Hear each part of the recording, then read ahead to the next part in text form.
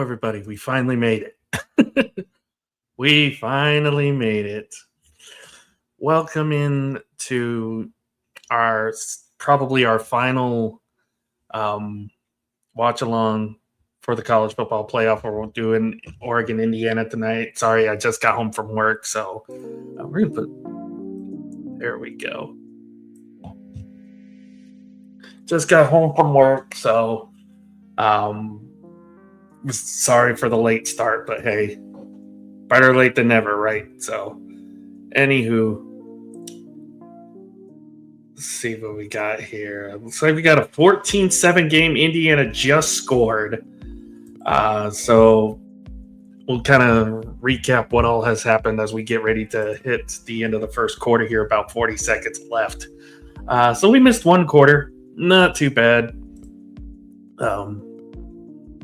Not too bad at all. One quarter down.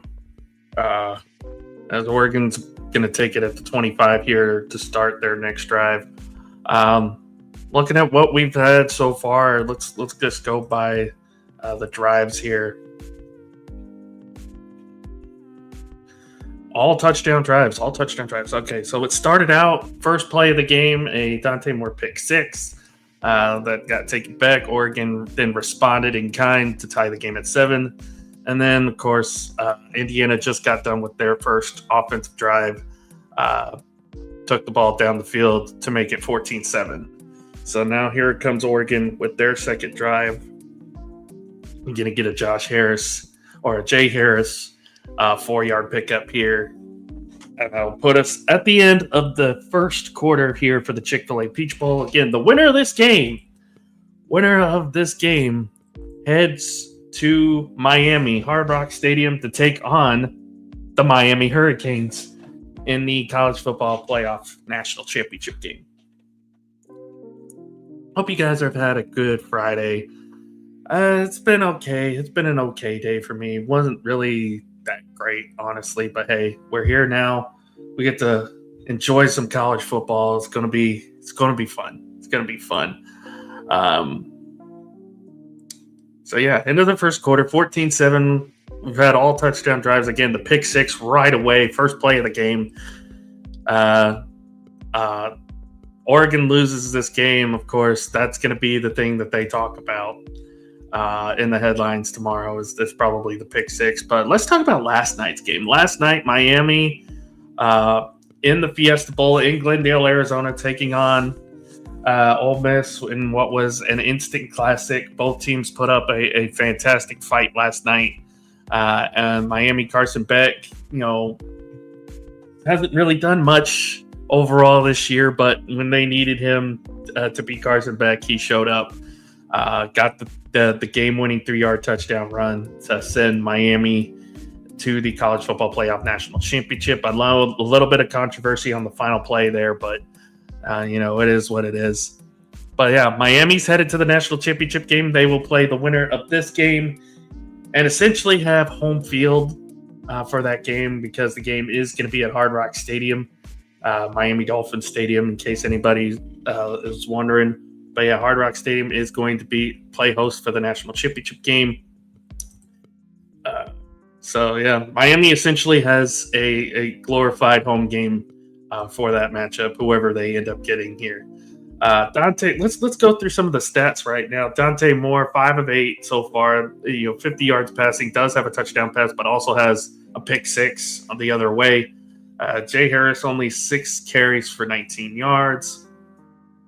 Jamari Johnson has been the go-to guy so far. Has the 19-yard touchdown catch to get Oregon on the board first.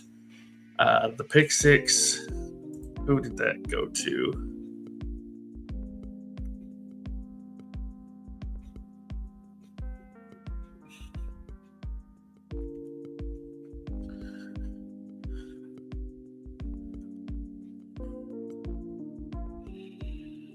Pick six, D'Angelo Pons looks like is the guy that is credited for the pick six here.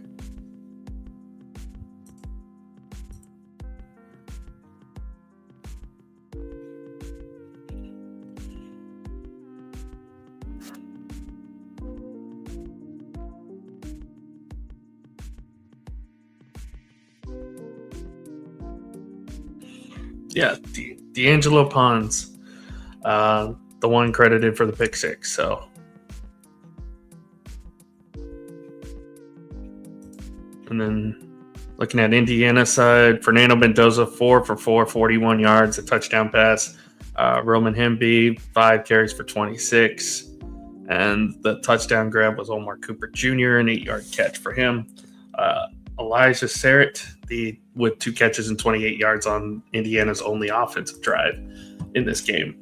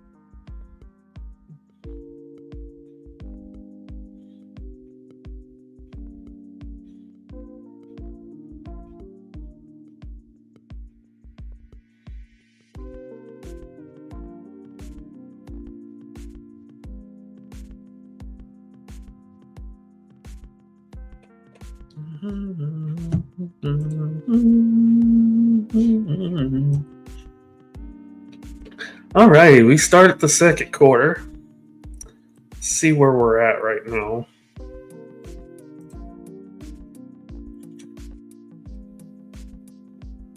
We started off with a 4-yard carry for Jay Harris, and then looks like he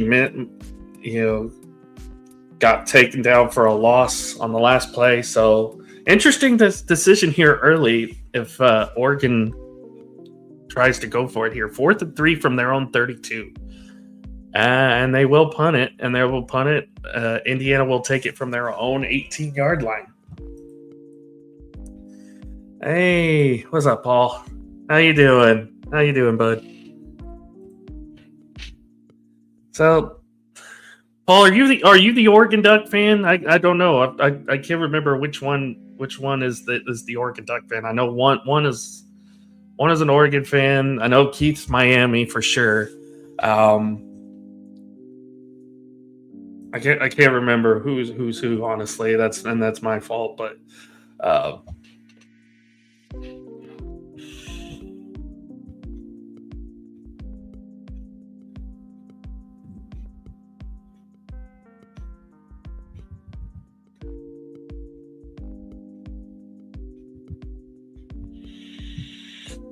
it might just be me tonight. We'll see. We got 3 people in the house, one on Twitter as well. Hope you guys are having a great Friday. I'll be honest, it hasn't really been that good of a day for me, honestly, but you know what? We're here now. Get to enjoy some college football, get to watch some college football. We'll see how this turns out.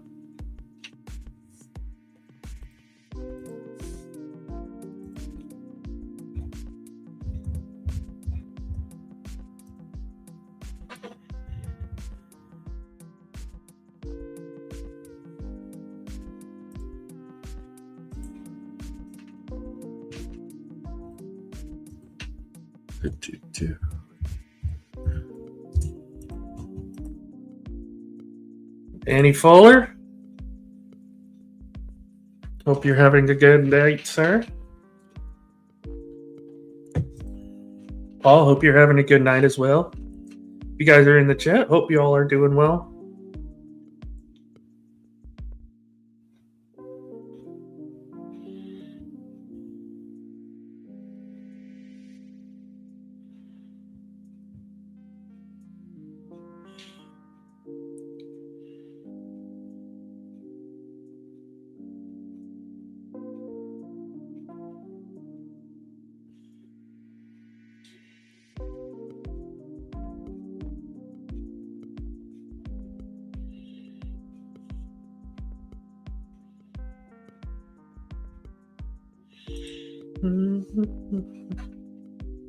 Hey, we got Michael in the chat.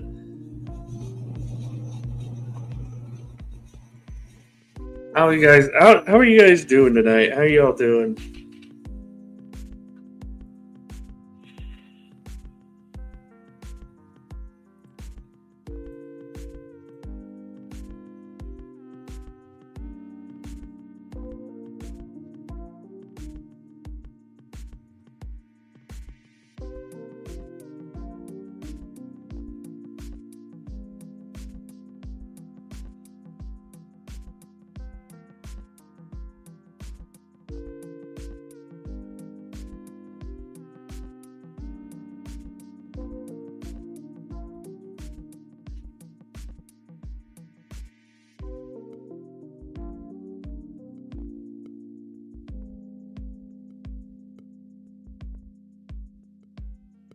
Uh,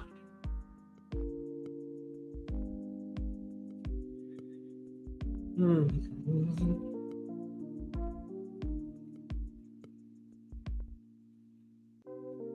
Wow, that was just a bad read by Dante Moore on that pick six. I'm watching back all the highlights that I missed here. All right, so we got a first carry for Kalen Black, and he goes out and goes nowhere on the first down carry. Looks like he's going to get another carry again. Gets about a couple yards now. Again, yards. This is where the defenses might start to take over here. It's looking like they're Nate from the 20.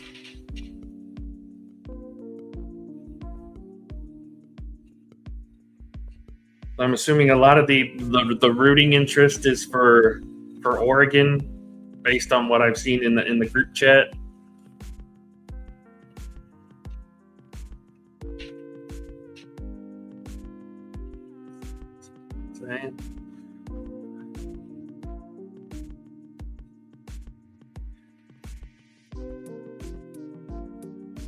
Get ready here. So then. And looks like Mendoza's going to keep it, and he's going to get a first down. Big run there. 21-yard gain there for Fernando Mendoza using his legs.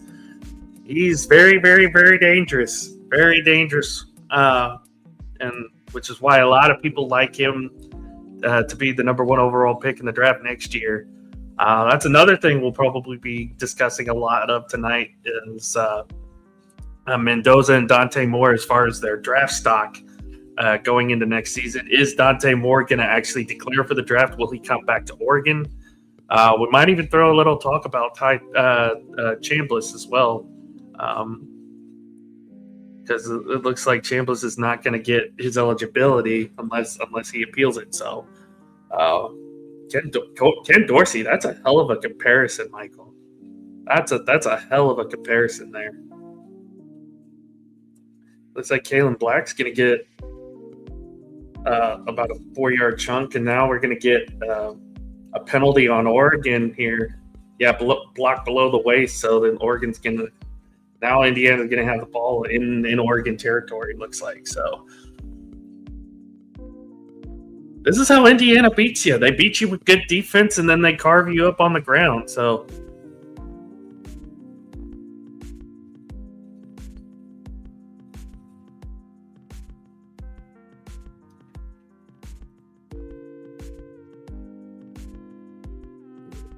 Now you're going to get Hemby with a 3-yard carry here on first down, get to about the 37.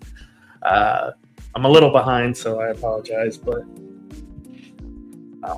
yeah, big play, dude. And looks like got an incomplete pass. Indiana trying to go a little hurry up here. But, yeah, this is how Indiana beats you. They beat you with really solid defense. And then they, beat you offensively with solid running games, and Mendoza has been really, really good this year.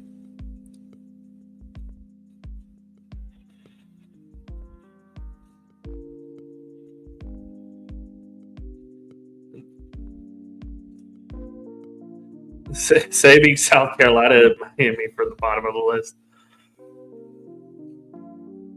You go Miami, Oregon final. Golden Girls reruns. Interesting.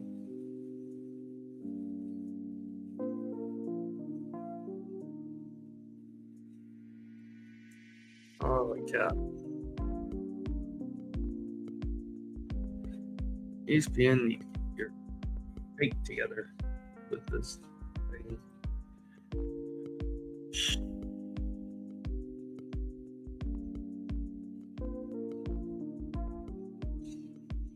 Is that really?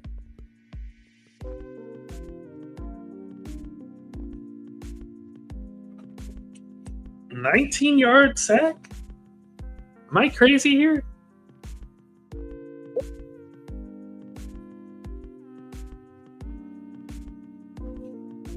God. Yeah, that's what you can't do as a quarterback. You gotta get rid of the football, especially if you're going on if you're going to be playing on Sundays. You gotta get rid of the football. Can't take a big sack in that regard, because now that puts you out of field goal range, and now you're going to have to punt. Yep, and kicks away. And Oregon's going to have it starting at their own 13. Yeah, terrible decision there. Mendoza just trying to make something happen. Got to get rid of the football.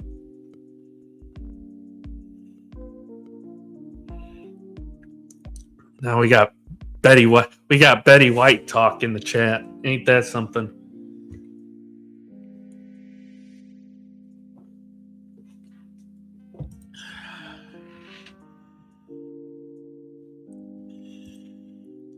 Of all things, Betty White.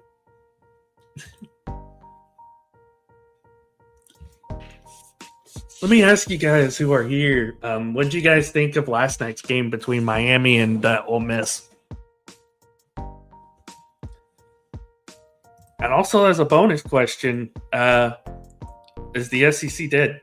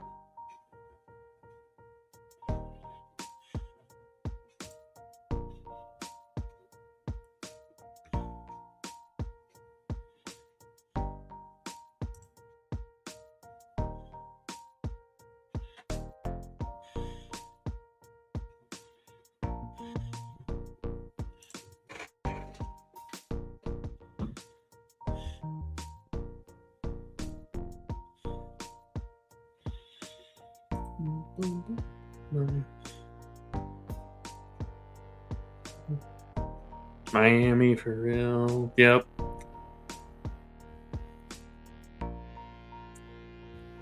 I mean, yeah, it was controversial, but I mean, at the end of the day, it is what it is. Can't put your Keith will tell you personally, you can't put yourself in a position to let officiating beat you.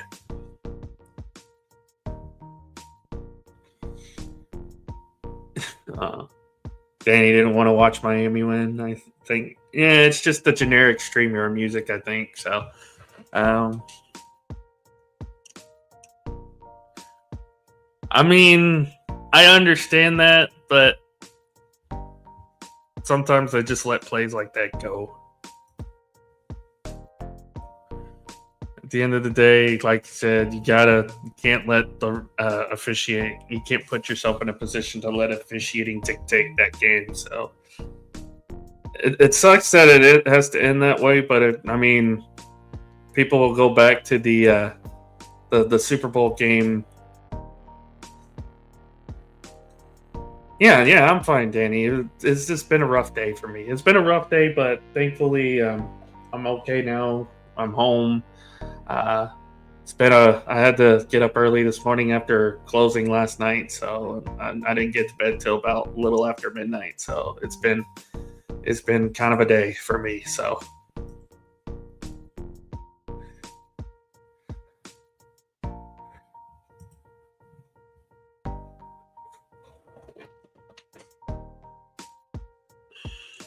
I mean, yeah, it was PI. Let's be honest, it was PI. But if maybe from what I could tell watching that play, what I could tell from watching that play, Michael, is that there was no referee within vision of that play, and if there was, his vision was probably obstructed. So, oh my goodness. Dante Moore with another turnover, this time deep in their own territory. Indiana's going to have it first and goal at the Oregon 3. Oh my goodness.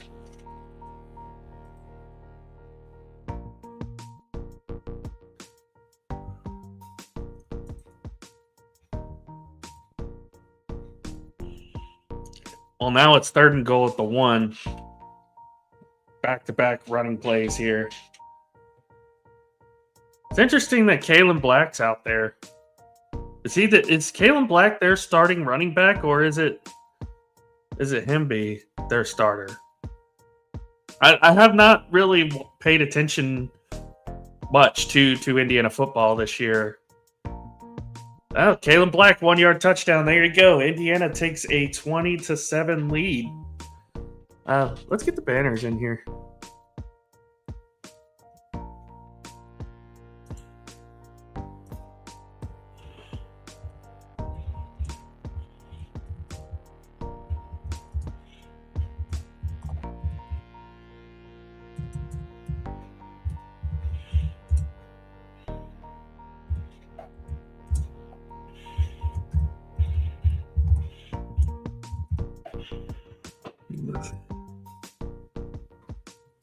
And an extra point is good. 21-7 in favor of the Hoosiers. Here as we continue the second quarter. There we go. There we go.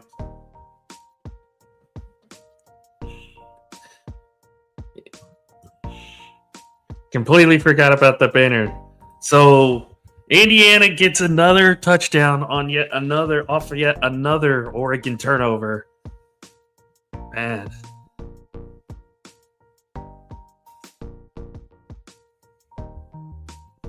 Washington. Wow. Washington Generals.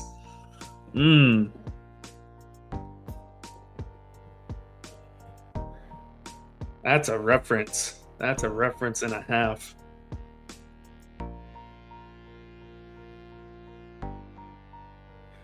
Man, this could be a rout here. If Oregon does not score on this drive, this could be a rout. And not in a good way. I don't know if he got it from Indiana, Mike, but man.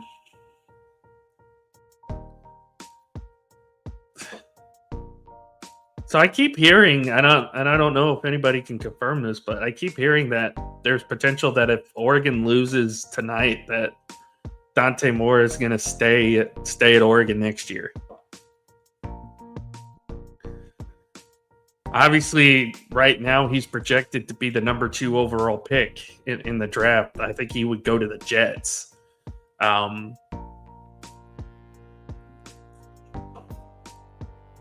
Harlem Globetrotters, yeah.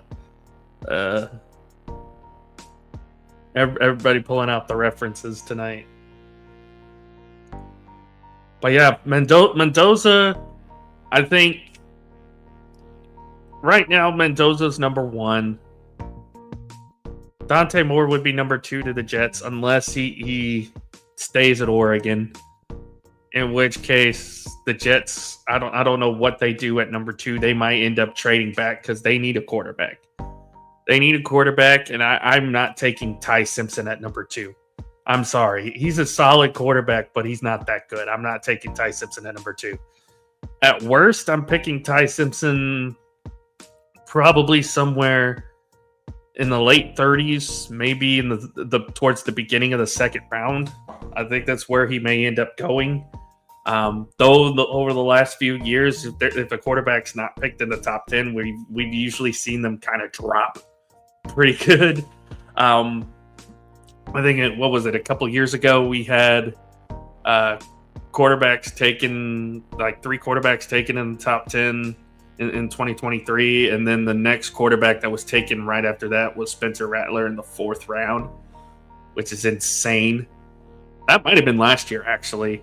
Last year there were 6 quarterbacks taken with like the first 12 picks, and then there wasn't another quarterback taken until Spencer Rattler in the 3rd or 4th round. I have a feeling that could potentially happen. I think given the right team, Michael, I think Ty Simpson can actually play very, very well. My thing is, I don't think Alabama's offensive line is that good. I don't think they were that good this year. I know they played well in that playoff game against us, but look at the game against Indiana. They got dominated in that game. Georgia dominated them. I know in the first matchup against us, they got dominated by us. It's not a good offensive line in Alabama.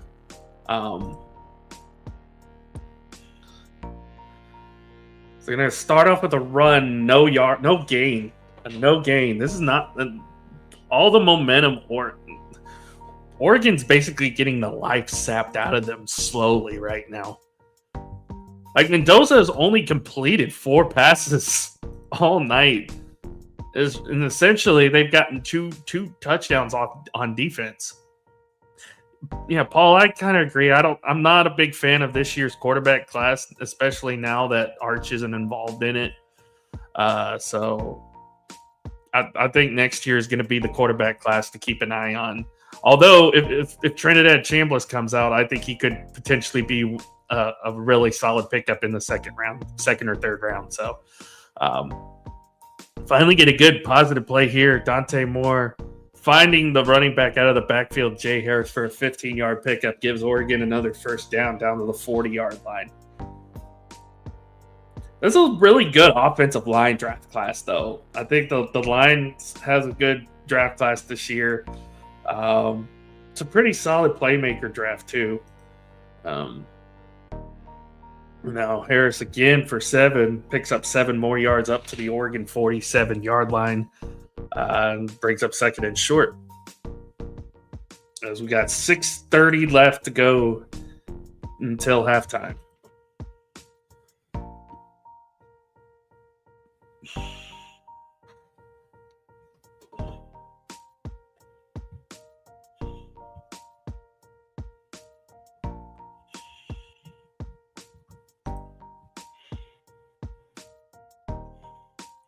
Clearance sale at the local Goodwill during tax refund.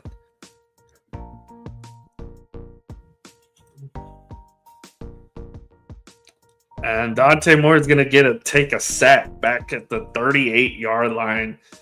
Again, these defenses are playing good tonight. Are playing good here now. For Oregon, it's just been the turnovers. The turnovers have killed them so far.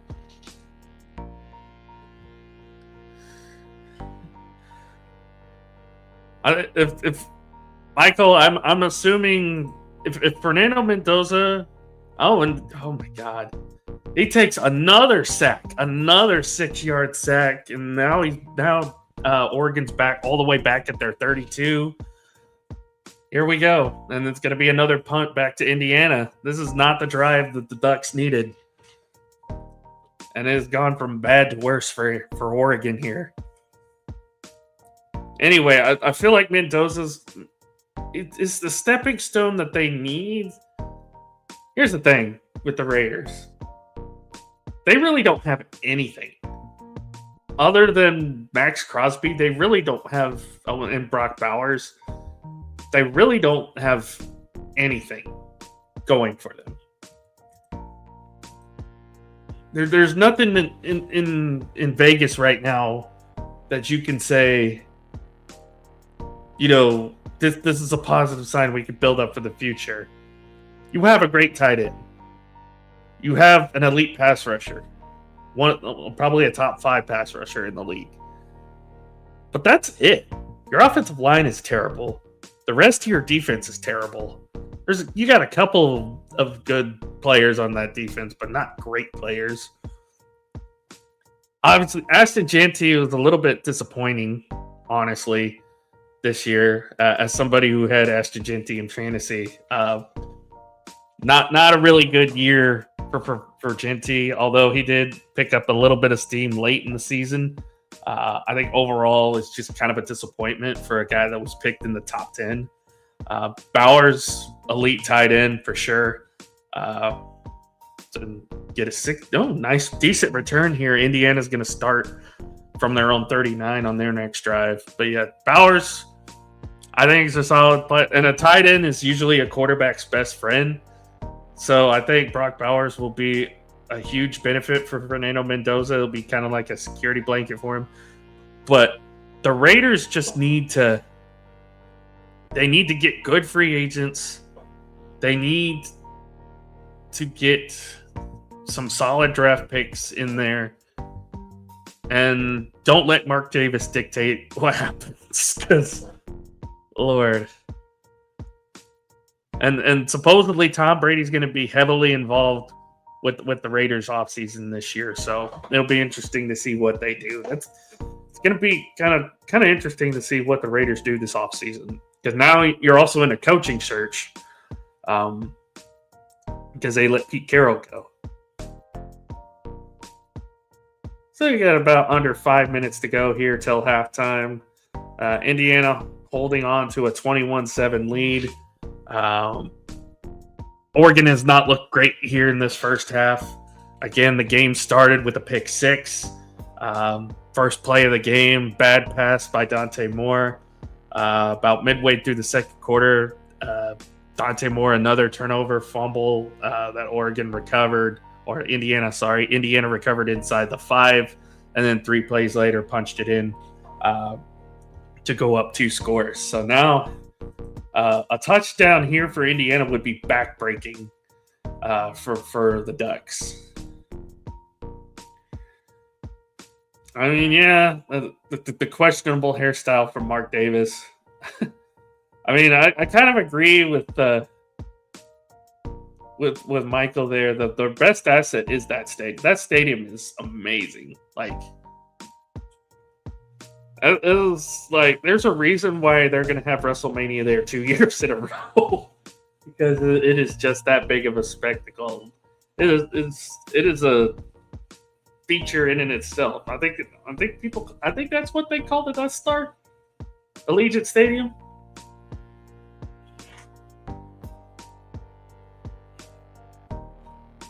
Yeah, it's definitely a nice stadium. It's just the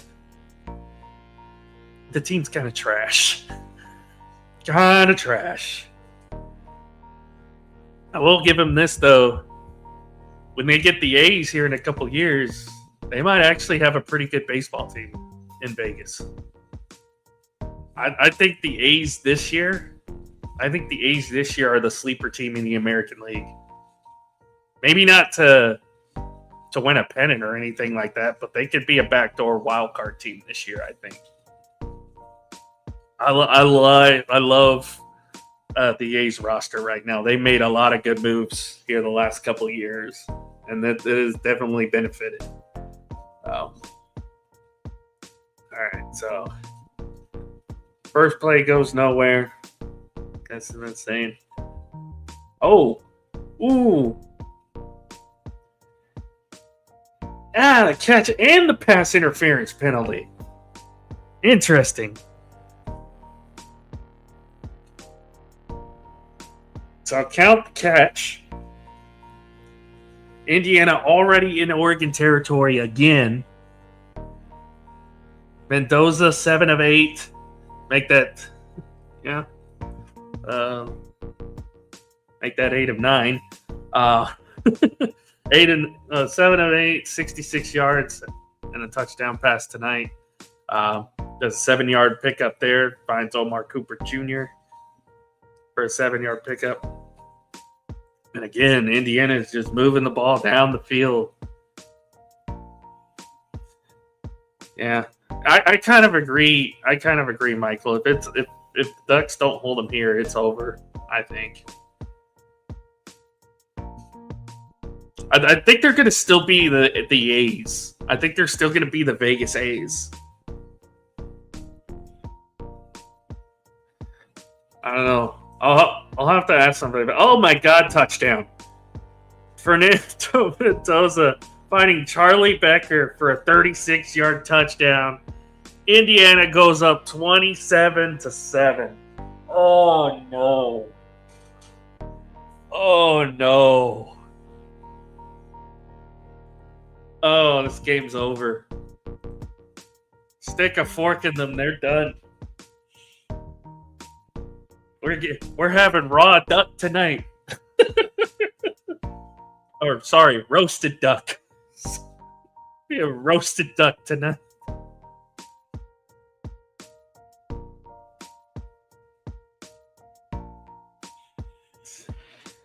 Oh man. Extra point is good. It is 28-7 in favor of Indiana. Guys, the Hoosiers are probably the best team in college football. Like, I think Miami can put up a good fight against them in this championship game if it comes to that. But if I'm a betting man, I have to put it on Indiana right now. They're the betting favorite to win the national championship right now.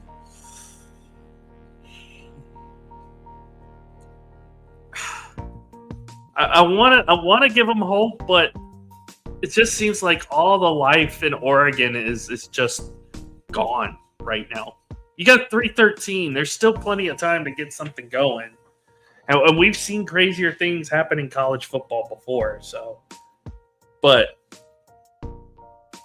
man, Dante Moore not having a good night. 2 turnovers on the night. Fernando Mendoza, he doesn't need to do much. A long touchdown pass there. It puts him 8 for 9, 102 yards, 2 touchdowns.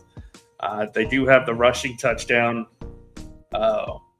earlier in this game, and then of course the pick 6, which kind of was the first shot for Anderson to go. Any hope?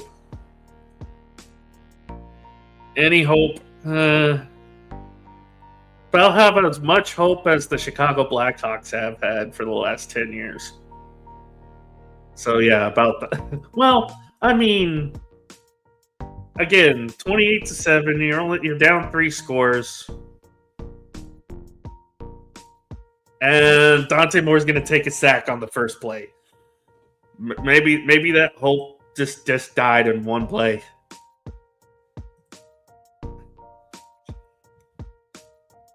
If there's anything I know that from the shows that I'm on is never give me or anybody I'm on a show with hope, because it's never good. It's never good. But yeah, Dante Moore takes another sack. Jesus.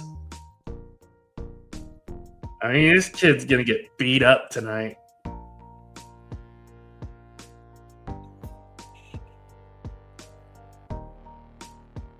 And another fumble! Another fumble! Another sack fumble on second down, and Indiana's going to recover it. Oh my goodness.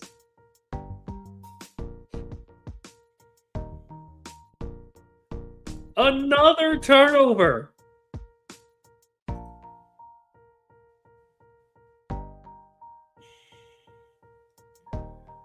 Oh, this just keeps going from bad to worse.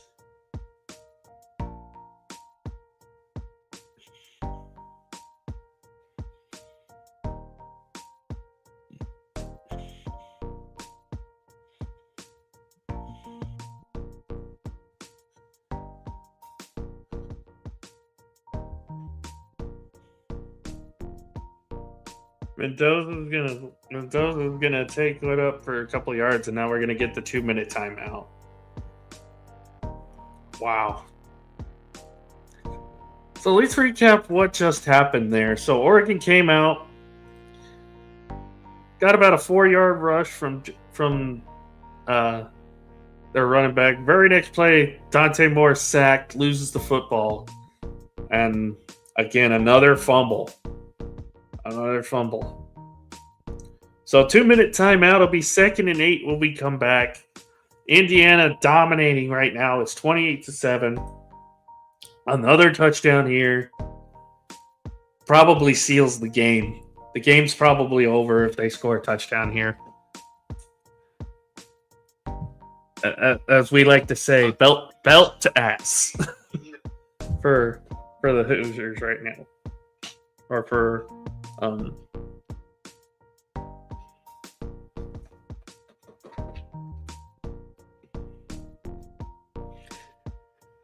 Ay.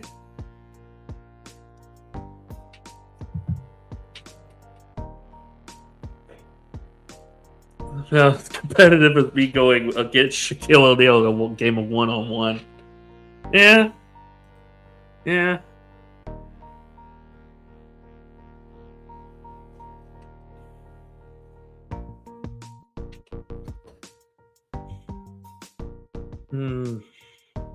Not looking good for Oregon. This is not how you want to go out.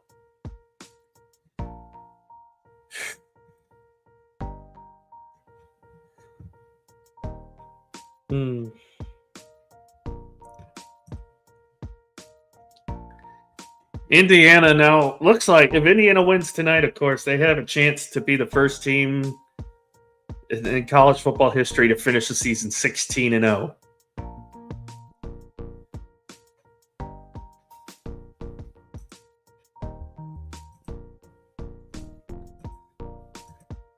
It's definitely going to be kind of an uphill battle because again, the game is at Hard Rock Stadium. It is in Miami. So you're going to get the Miami crowd completely covering that stadium. So it'll be tough, but we've seen Indiana this year have really tough road games. They went to Penn State, of course, won that game on the last second touchdown from Mendoza. They've gone into Eugene, Oregon, and beaten the Ducks earlier this year in Eugene. Didn't play Ohio State in the regular season, but shut them down completely.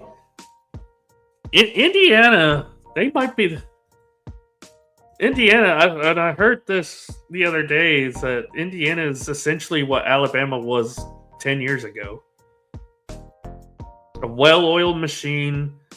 Doesn't matter who they have at quarterback. They have a lot of good players on their lines, on both defense and offensive line. Their defense is great. And Kirk Cignetti, man, if he's not the coach of the year in college football, there's something wrong with the voting, because Kirk Cignetti, what a turnaround for not just him the last couple of years, but for the Indiana program as a whole. A team that was always, they were the basketball team. They were the basketball team that's like, oh yeah, we have football too. We're kind of meh, but we have football too, at least. And now here they are, potentially one win away from winning their first ever national championship game. How crazy would that be?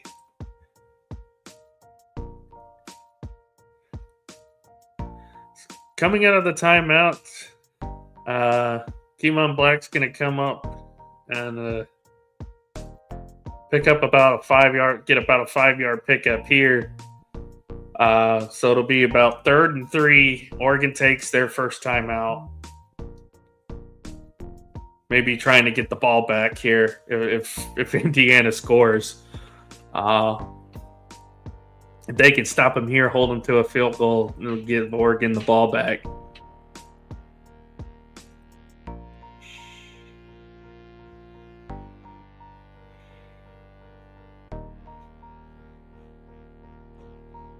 Yeah. NIL, and I mentioned this earlier to some people. It's like NIL has completely leveled the playing field, Danny. Like the SEC is no longer a powerhouse. They're just right now. They're just another conference. They're not the powerhouse of college football anymore. 3 straight years without an SEC team in the championship game.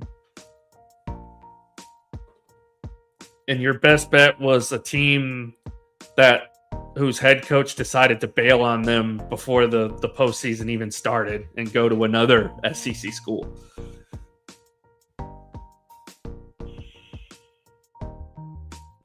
Already a lot of transfer stuff happening. And you talk about Indiana. Indiana already has a top 5 transfer class.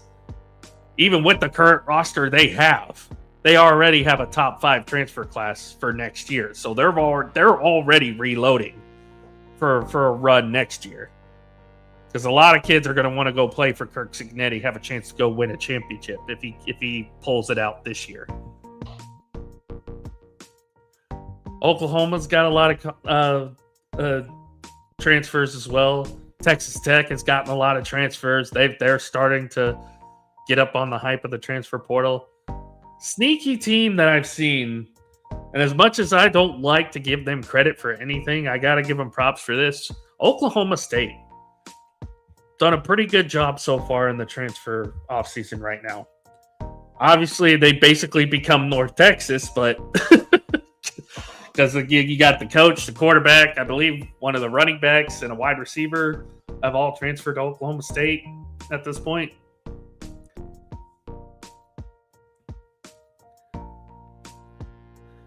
Indiana has it at the 1 yard line again. Just 1 yard line.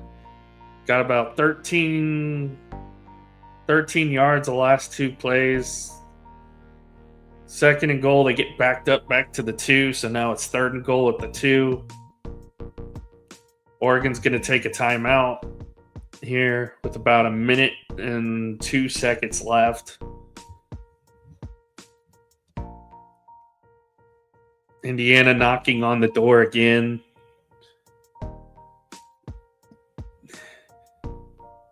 Let's just call it what it is, Michael. Dan Lanning is getting outmanned and outcoached.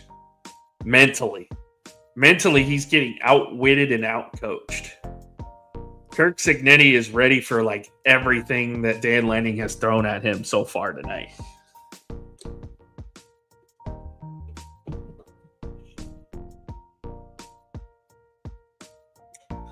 Four down territory, Danny. You think they'd go for it on 4th down?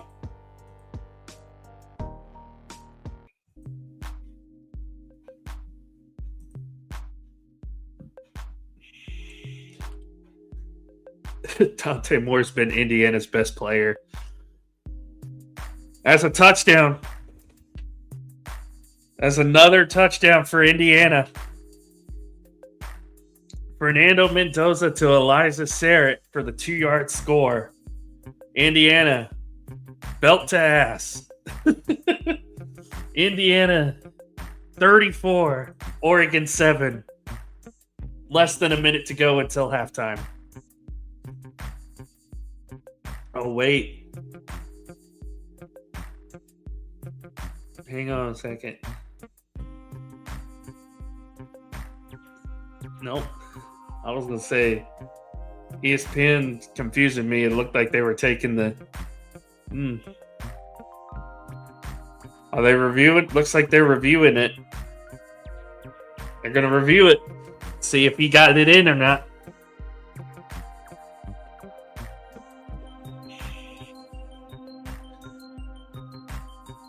You think it's a touchdown, Danny? That's close.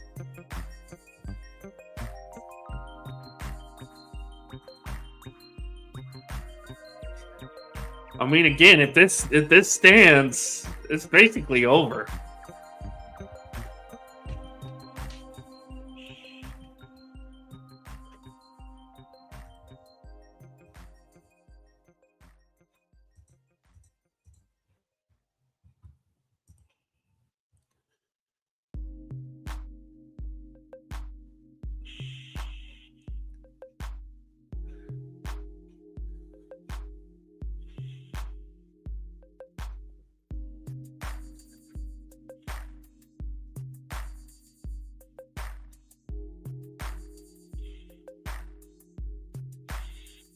Man. Touchdown stance, calls upheld. Extra point is good. 35-7.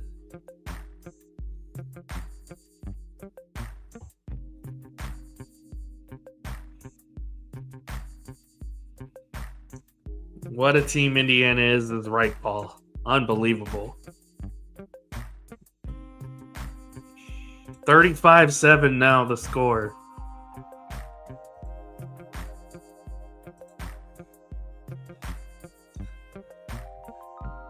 And Paul's headed out. He's done for the night.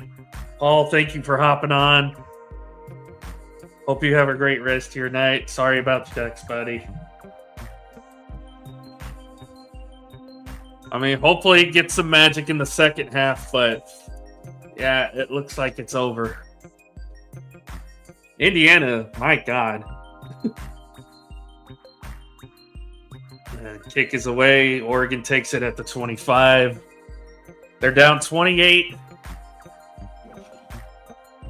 They're down 28 with less than a minute to go here in the first half.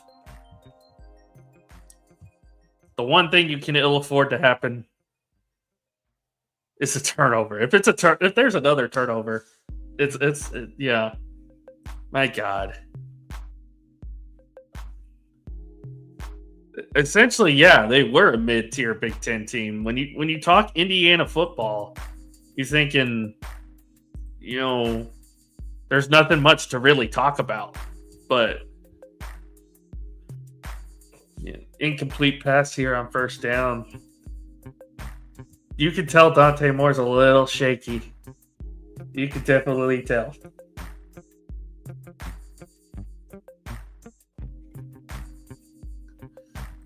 But yeah, when you think Indiana football, you don't really, there's not really much to talk about. Indiana, when you think Indiana, it's all basketball.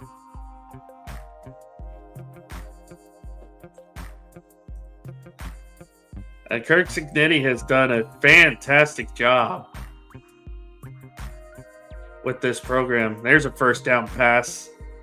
That's Malik Benson on the reception down to the Oregon 39. Get a little bit of momentum here going. But yeah, Kirk Cignetti, we saw what he did at James Madison. Took them, I believe, a few years ago. Took James Madison to the FCS National Championship game against North Dakota State. Did come up in a losing effort, but that ultimately led James Madison to get called up to the FBS level, in which Kirk Cignetti was then hired by Indiana from James Madison. So,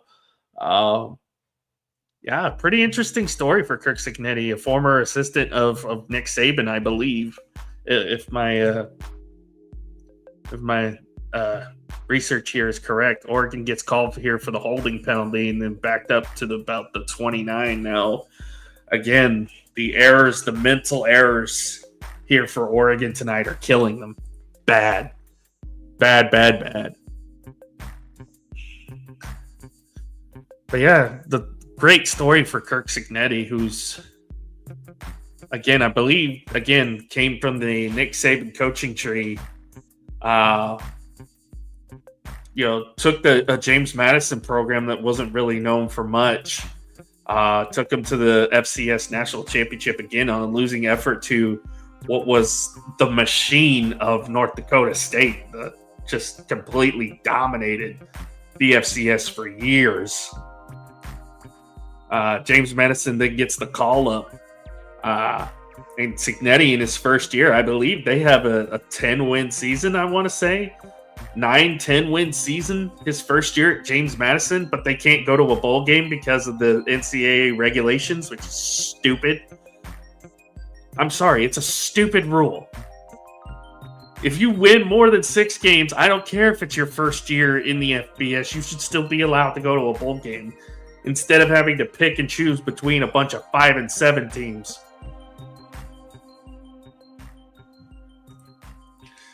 It's dumb. Incomplete pass here. It'll be 2nd and 20. Oh, there's a good pass. It's De'Aaron Hill Jr. on the reception, the running back here.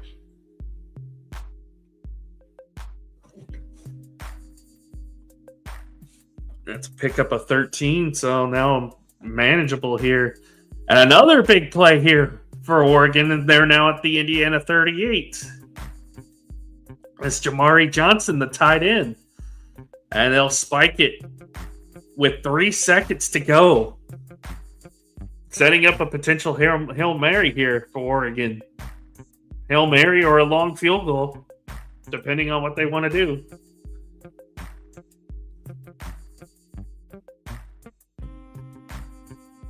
Perfectly executed drive there for the Ducks. Now, let's see if they can tack on some points here before the end of the half.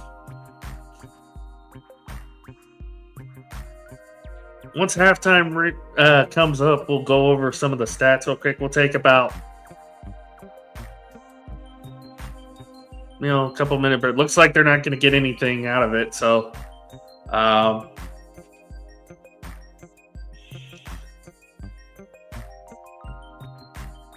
and 56-yard field goal, no good.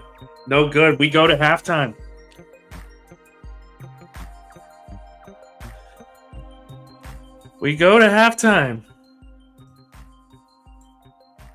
Indiana 35, Oregon 7.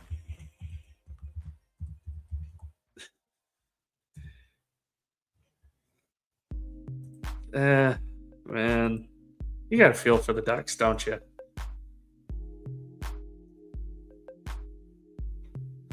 I mean, yeah, I'm unfortunate that I ended up having to work during the best game of the entire playoff, but yeah.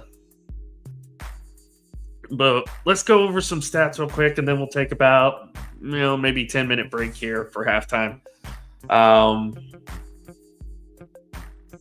Dante Moore, 9 of 14, 112 yards. Does have a touchdown pass, but has the pick six as well. He also has lost 2 fumbles in this game that turned into Indiana points. Jay Harris, the running back, 10 carries for 29 yards. De'Aaron Hill Jr., only 2 for 8. Dante Moore has been sacked a lot tonight. Jamari Johnson, 2 catches, 39 yards, does have the lone touchdown for the Oregon Ducks. Moore, 2 fumbles on the night. I believe he lost both of them. Not a good night for him. Defensively, D'Angelo Pons with the pick 6 here for the Hoosiers. Indiana's here. Fernando Mendoza, 10 of 11. Only 10 of 11, only 110 passing yards, but 3 touchdowns. No picks here for him tonight. Ramon Herbie with 8 carries for 35 yards. Kalen Black has their lone touchdown. They have 65 yards total rushing. Elijah Sarrett with 4 catches, 48 yards, and a touchdown. Charlie Becker with the 36-yard touchdown catch. Omar Cooper, 2 catches for 15 yards and a touchdown.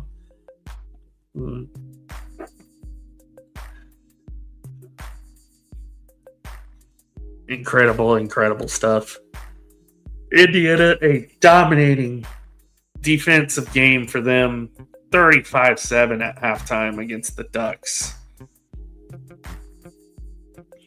Yeah, he did run the score up against weak opponents. I did see a lot of that. Especially against Oklahoma State in Stillwater. He put up like 63-70 on them. I was like, oh. Just wait. And be interesting to see what happens with Kirk Cignetti tonight if he runs the score. If they continue to play pedal to the metal, if they run the score up on them tonight. If this is a Georgia TCU situation. All right, guys, I'm going to take about a 10-minute break. This will just stay on like this. I'll just take myself out. I'm going to take about a 5-10 minute break, maybe get something to eat real quick. We'll be back to pick up for the second half of the game. Hopefully hopefully it's a little bit more competitive. Otherwise, it's going to be a quick night. But hey, 35-7 Oregon at halftime. We'll see you guys here in a minute.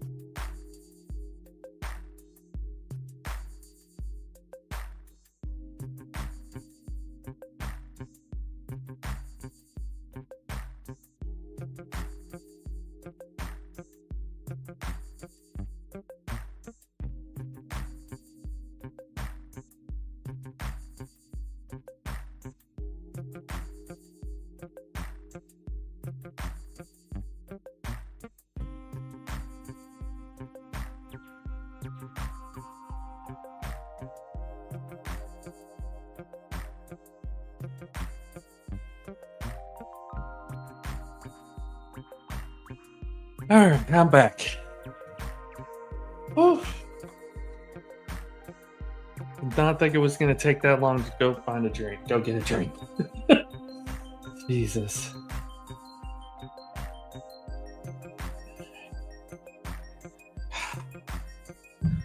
Hope everybody's having a good night. Again, recapping here at halftime, it's 35-7.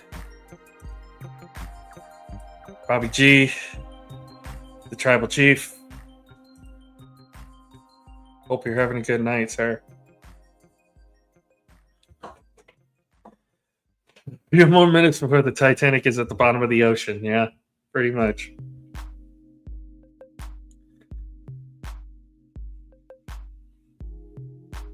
So let's recap how our scoring happened. Very first play of the game, Dante Moore throws a pick six right off the bat.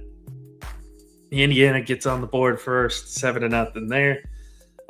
Oregon does answer right back, makes it 7-7, but that was about as close as it got. Mendoza would throw his first touchdown pass of the night, make it 14-7.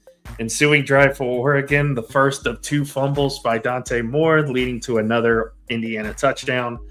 After a 3-and-out for Oregon, Indiana scores again. And then the second fumble, leading to yet another Indiana touchdown. 35-7 is our score currently at the moment. As we get set here to potentially come back from halftime. Indiana gets the ball first, by the way, just in case anybody's wondering.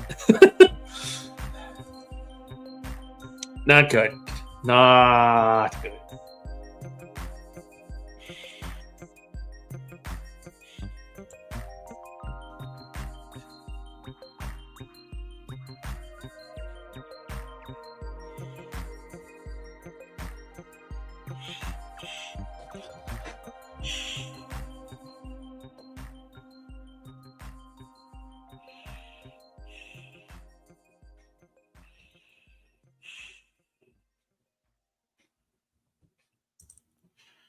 All right. Looks like they're about to get underway. Second half has started. Indiana's going to start from their own 25. Let's fix this up here in the banners.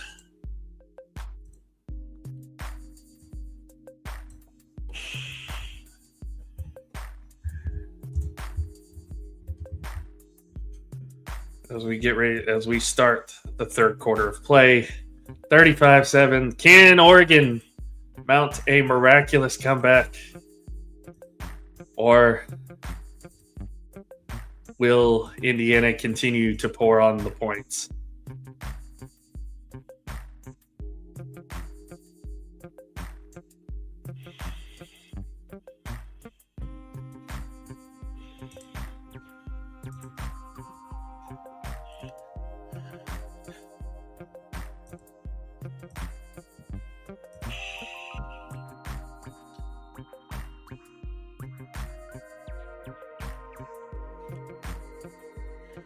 Yeah, I think at this point Dan Lanning's just trying to get out of the Sugar Bowl at this point, or out of the Peach Bowl, out of Georgia.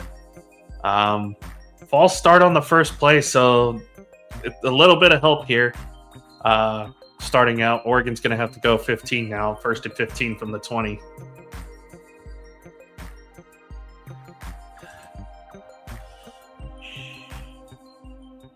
This will be Ramon Hemby for about a couple yard pickup, make it 2nd and 13. Interesting here. Again, it'll be interesting to see what Oregon does coming out of the halftime. So, another score here for the Hoosiers pretty much seals this game, I think. So,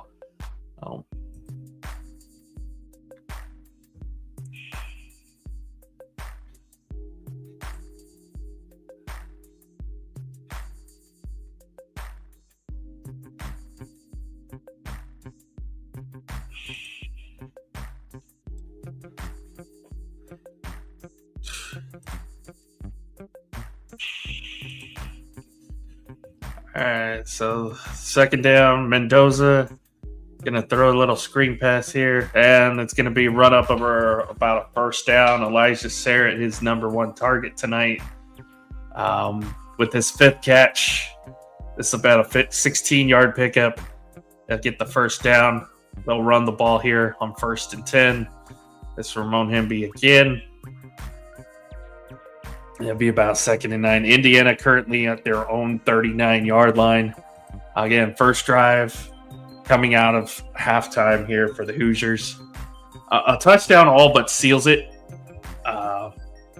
Again, the winner of this game heads to Hard Rock Stadium to play the Miami Hurricanes for a national championship. Essentially a home game for Miami, but with the way Indiana's playing right now, I think it could be one-sided in favor of the Hoosiers. Who knows? But it'll be an interesting, I think, a first-time ever matchup. I don't know if Indiana and Miami have ever faced off. Let me look that up real quick.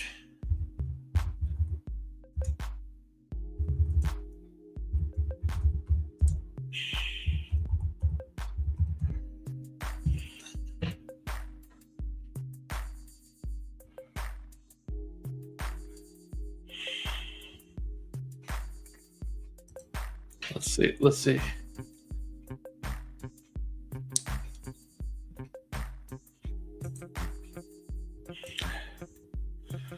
All right, so on a 12-yard pass here, another first down, and then another first down run. So Indiana already midway through into Oregon territory again, looking to score again.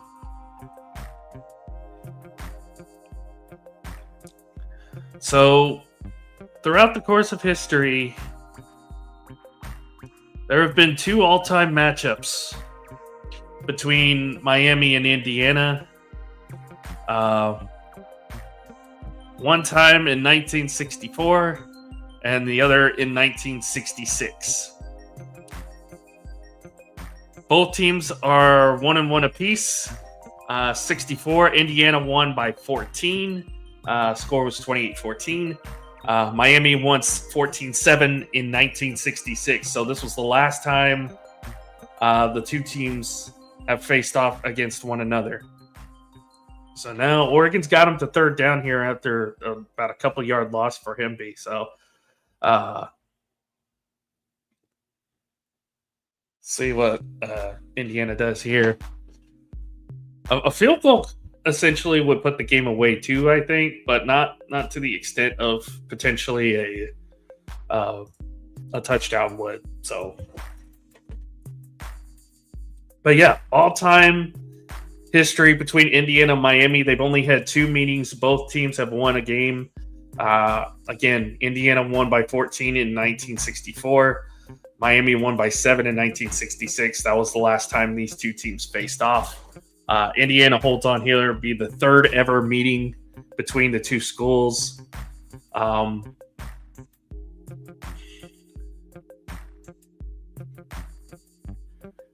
Wow. Okay. Almost had a big... Man, you got to feel for Oregon there. You finally get a potential turnover, and it's recovered by Indiana. Nothing is bouncing Oregon's way tonight. As Hemby gets another carry, gets about a yard gain. Man, big opportunity there. Just couldn't fall on the football. It sucks.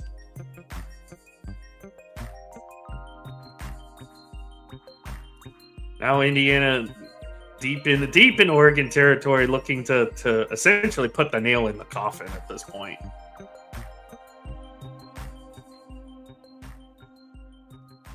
A 4-yard pickup here, be about 3rd and 5. I'm probably behind a little bit here, but hey, it is what it is. Not much you can do or commentate about when the game is this lopsided.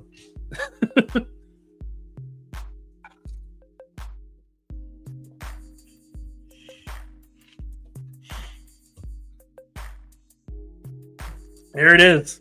Fernando Mendoza to EJ Williams Jr. 13-yard touchdown. It is now a 5-score game.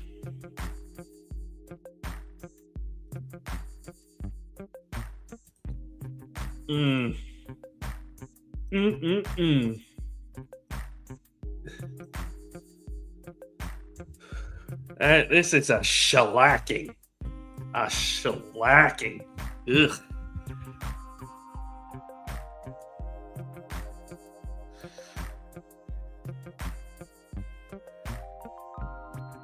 And with the extra point, it is now 42-7 in favor of Indiana.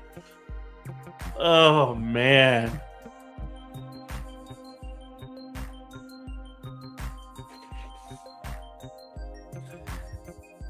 Yeah, Dan Lanning would have gone for 2 in this situation.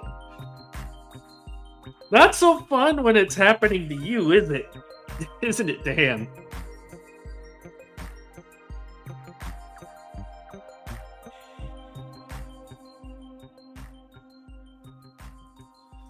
That is Fernando Mendoza's 4th touchdown pass of the evening.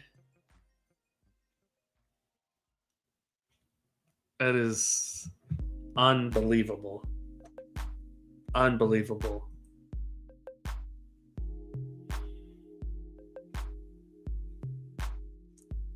(13 of 14, 151 yards, 4 touchdowns tonight for Fernando Mendoza.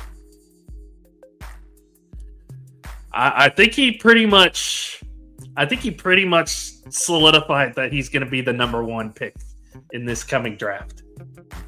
Barring a complete collapse, I think Fernando Mendoza has just solidified becoming the first pick in the draft this year. We only got 8:52 left in the third quarter. Oh, man. Question is, do they keep throwing Dante Moore out there, or does he end up getting benched?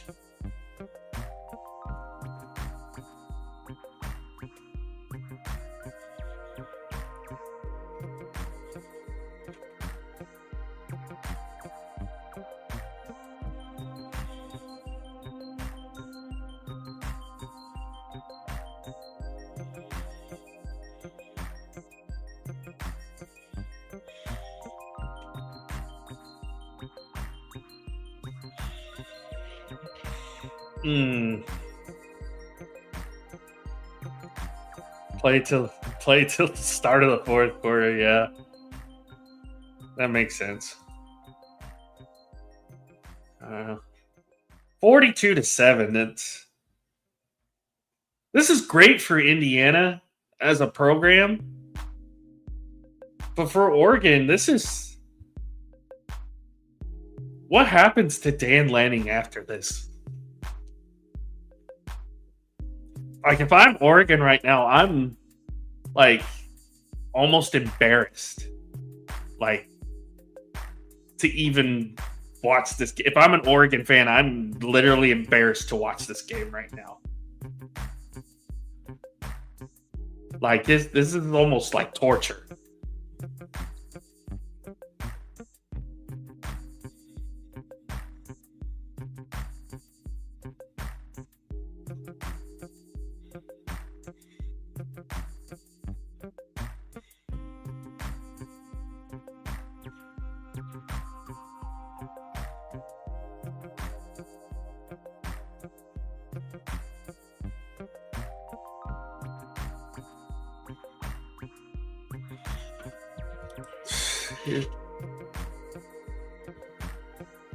Yeah.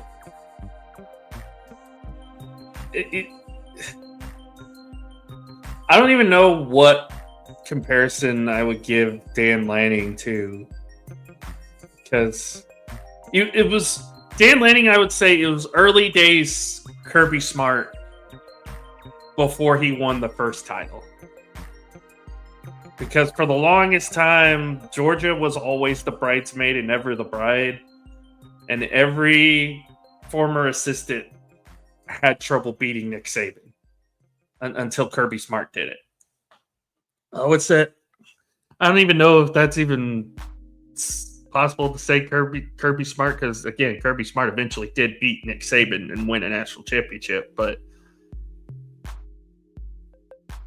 I want to say Mike Leach, but Mike Leach was never in that position consistently enough to compete for championships. There you go.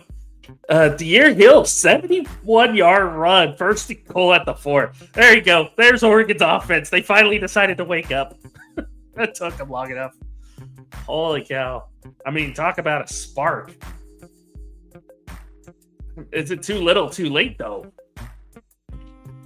Man, what a run. Second and goal, Dante Moore, incomplete. Looking for Malik Benson. The biggest play Oregon has had all game.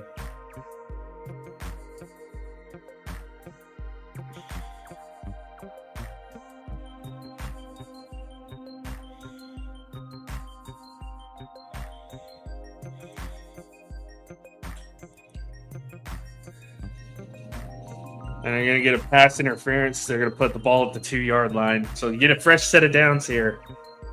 That's D'Angelo Pons, the guy who had the pick 6 at the beginning of the game. Guilty of the penalty.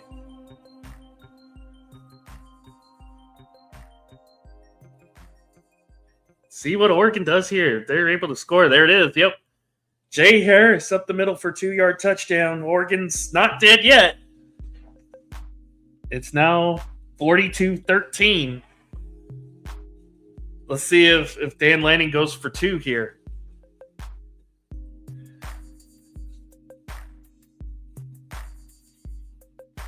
Not out of the woods just yet.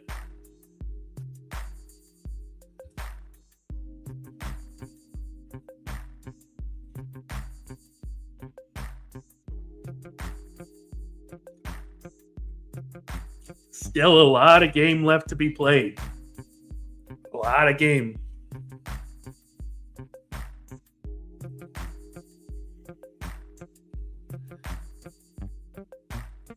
And they get it. They get the 2.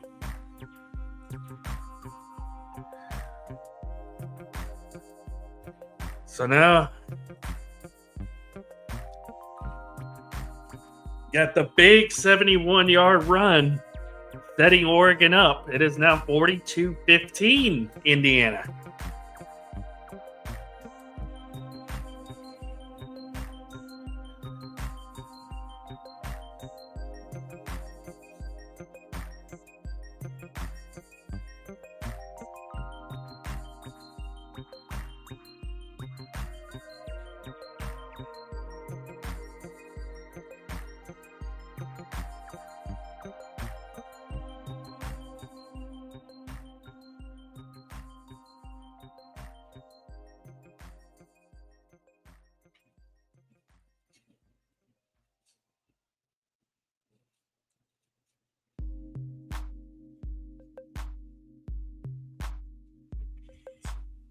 People being so stupid online.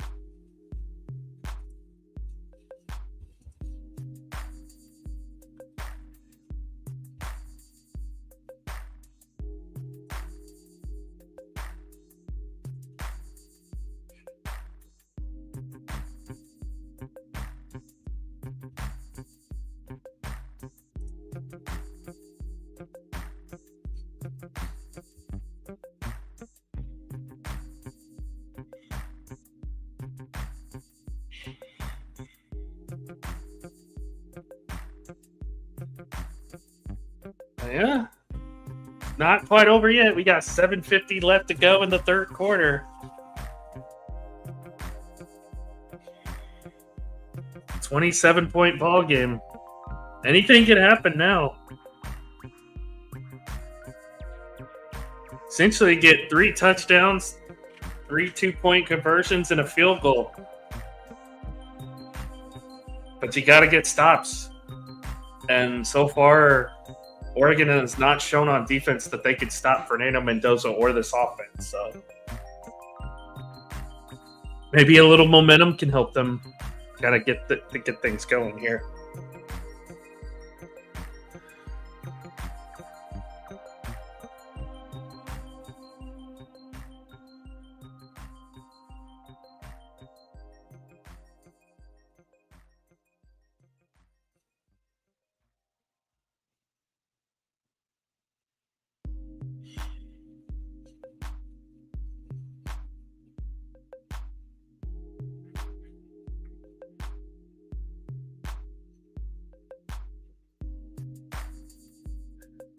So Indiana finally had so Oregon finally has an answer. It's a shame it came about midway through the third quarter, but they finally have somewhat of an answer.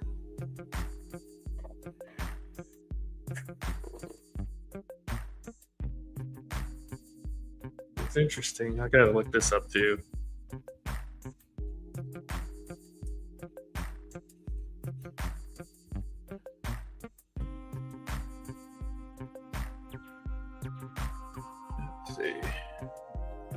Kick is away. Indiana's going to start at their own 25.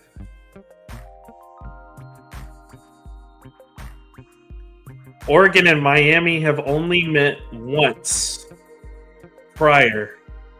That was back in 1958. And it was a 2-0 win. It was a 2-0 win for Miami over Oregon. Figured I'd throw that out there just in case something crazy happens.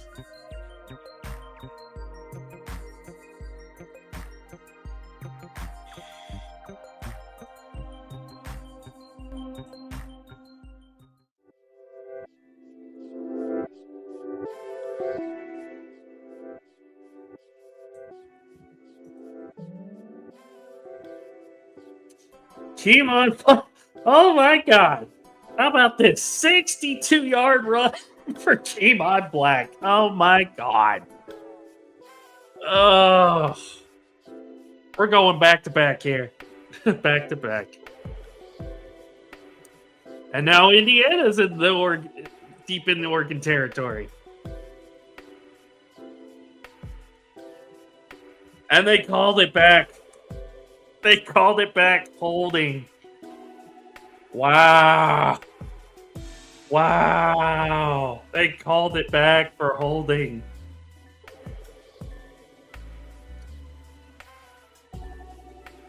Now it's 1st and 20 from the 15. Holy cow. What a series of events. This game's on drugs. This is on something.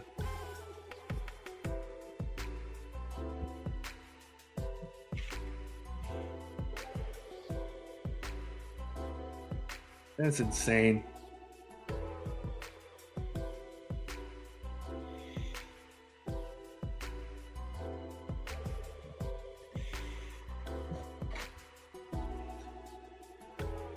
Oh my God. Well, now Oregon's in a prime spot to get a stop here at the very least. Unless they give up another big play.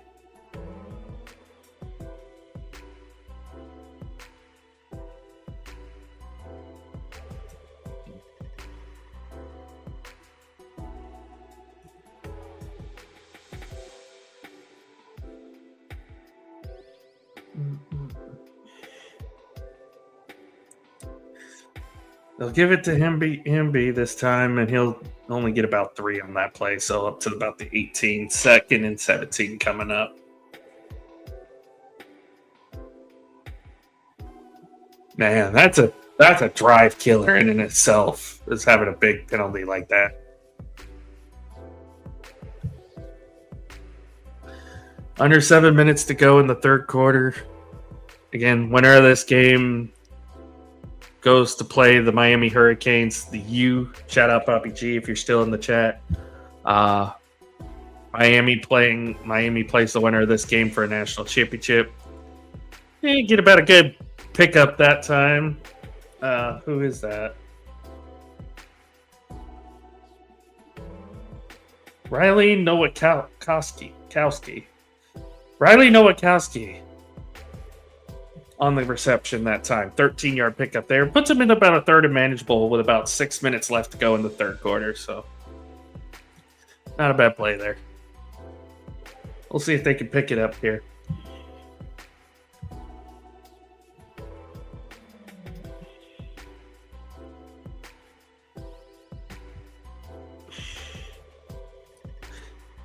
And he's going to go to his top target again, Elijah Sarrett. Again, another catch. This time an 8-yard pickup. It's going to be enough for a first down. And Indiana gets a fresh set of downs yet again as they continue to milk this clock.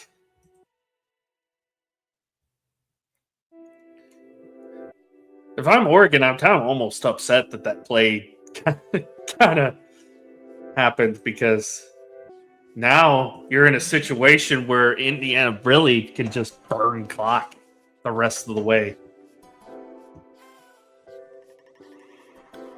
That's all they really need to do, is just burn clock at this point.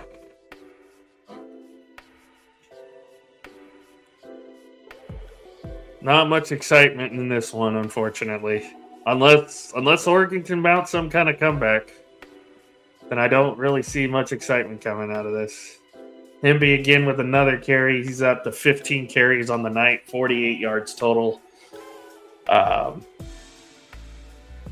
Get about 4 yards on this pickup. Second down coming.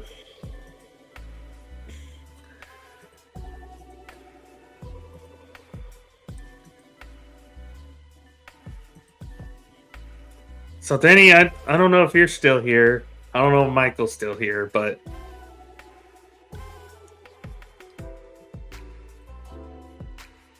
there's Kalen Black this time getting a 3-yard pickup, put up a third and manageable. And again, they're just trying to milk clock at this point. But Danny, if Trinidad Chambliss is not given his full eligibility, if he ends up having to go to the NFL draft,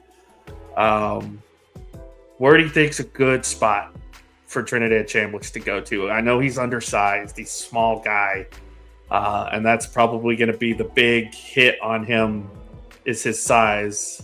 And Mendoza looking for Omar Cooper, incomplete. So Oregon's going to get the ball back, unless they go for it on fourth down here, which is possible. But yeah, where do you think, for everybody in the chat that's still here, where do you think Trinidad Chambliss could end up being if he ends up having to go pro instead of getting his eligibility?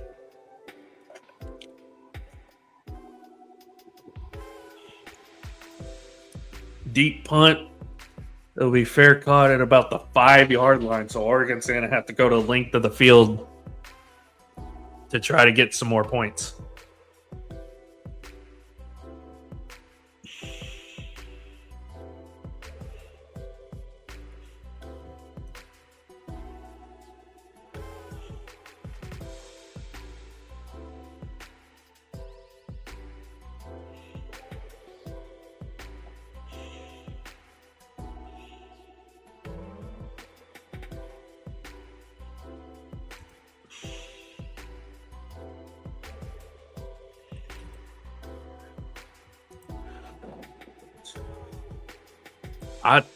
Miami, that's not a bad fit. I gotta say though, who's gonna be their head coach though? If it's the right head coach, I think Miami could be a pretty decent fit for him.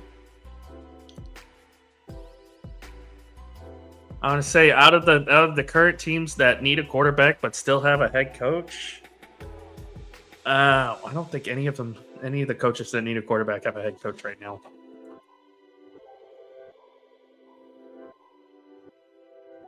What if he goes to the Rams? What if he goes to the Rams and ends up being Stafford's backup? Interesting.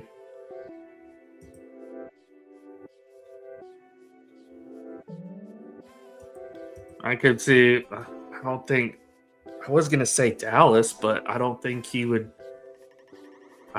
Jerry would take a quarterback. with Dak still there and with them still having Joe Milton under contract. I don't think they would draft a quarterback. Not that high anyway. If Chambliss fell to like the 5th or 6th round, I think Jerry would take a swing at him potentially, but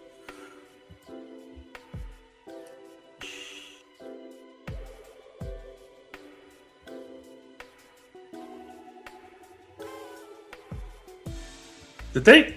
Am I reading that right? Did Diego Pavia really get a 6th year of eligibility? Is Diego Pavia going back to Vanderbilt next year? Because I figured he was going to be in this draft class too. But if he's going back to Vanderbilt, I don't know.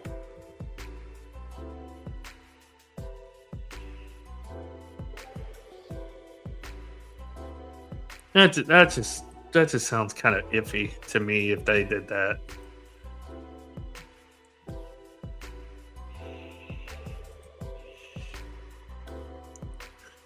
So 4:10 left to go in the third quarter. Oregon down 42-15. They got to go from their own 5 starting out.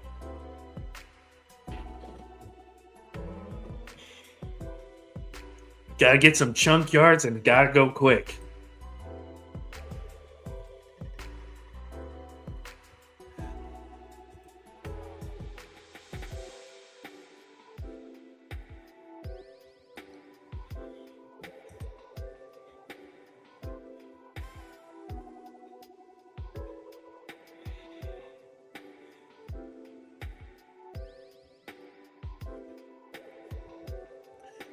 It'd be a Jay Harris run here to start this drive up. Again, yeah, you kind of have to if you're deep in your own territory like that. Gets about 3 up to the 8.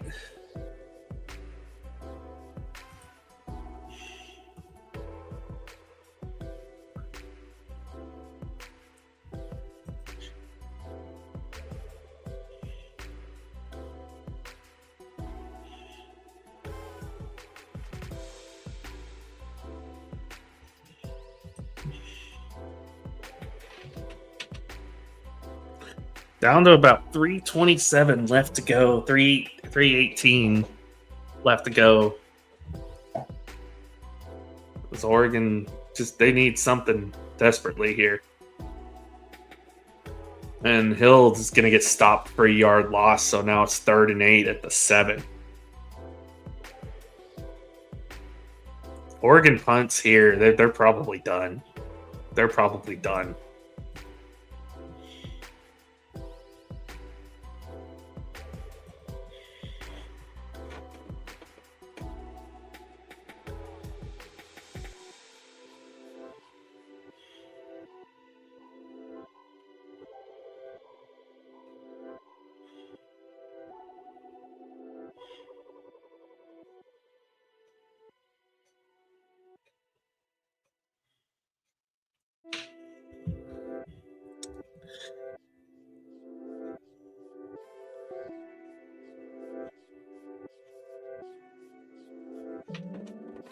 Oh, and on top of that, a face mask penalty. So now it's going to back him up to the 4.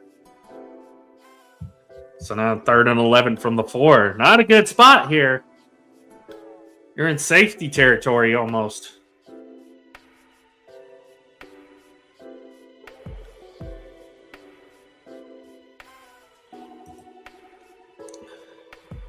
What I don't love about this, though, is everybody on Twitter or social media or whatever saying that this is bad for the sport of college football. No. Well, first of all, you don't love college football. Let's just throw that out there. Second of all, you don't know what the frick you're talking about. There's a bunch of SEC heads that are saying, oh, this is bad for the sport. This is terrible for the sport. It's only because the SEC is not involved. You pay all this money to one conference, and they can't produce anything. They haven't been to a championship game in 3 years. 3 straight championship games where we've had no SEC team. Guess what, guys? The SEC is not as good as you think. And I'm an SEC guy now. Reluctantly an SEC guy, but yeah.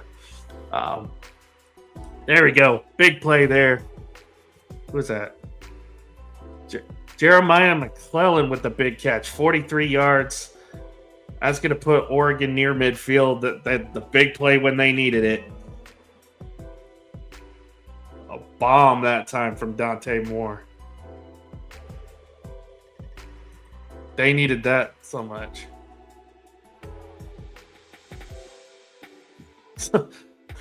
although when you look at some people post, it's like, oh, this Indiana team would actually beat the Indianapolis Colts, and they probably would.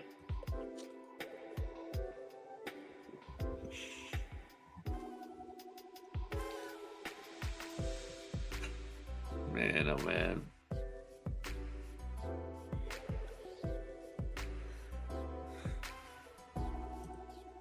It's the way people react and stuff. It's just insane.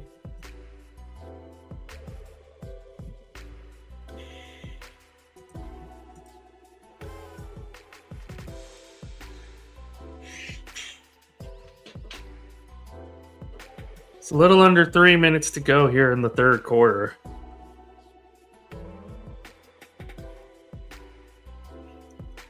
I was going to say, are they reviewing it? Is that why it's taking so long?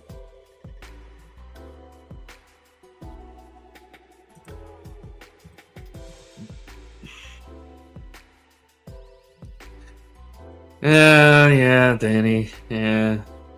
Sure. I'll play along.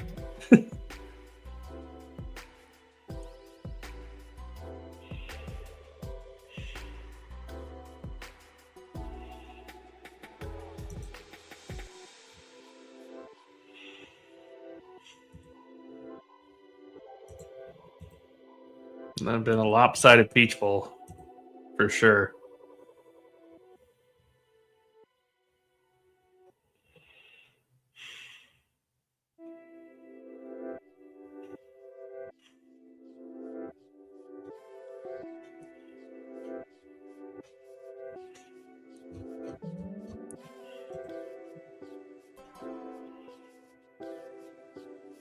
They're probably reviewing this. That's why it's probably taking so long.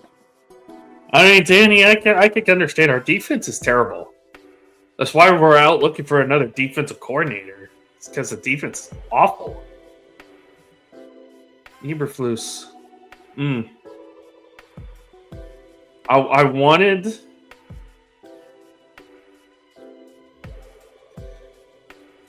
wanted to give Eberflus a chance. Once Micah was traded, I was like, yeah, we're probably going to be a lot worse than what we would have been. And got another 13-yard pickup there. Now, Dante Moore's starting to sling it a little bit. Too little, too late. And an incomplete pass there. About 2:07 to go here in the third quarter.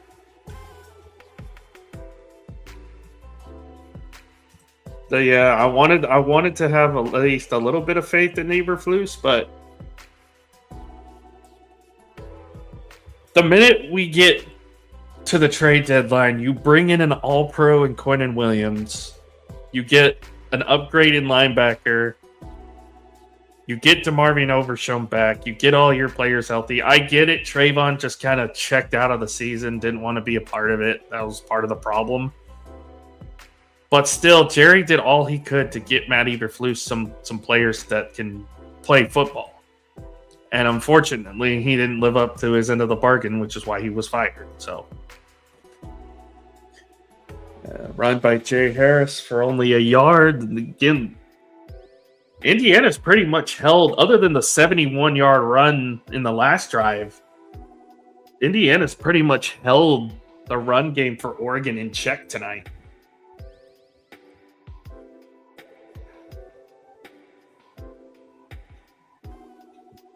As we're continuing to whittle down the remaining time here in the third quarter, we're about to hit the final quarter of regulation.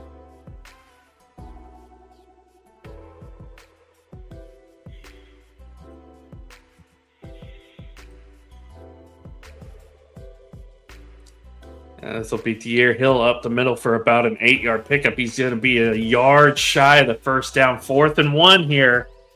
Dan Lanning has to go for it. It looks like he has to go for it at this point.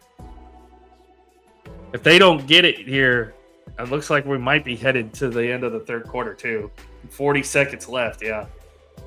If he doesn't get it here, it's likely game. I don't think there's a way you could put up 27 and a quarter unless you can get extremely lucky if you're Oregon. So 4th and 1.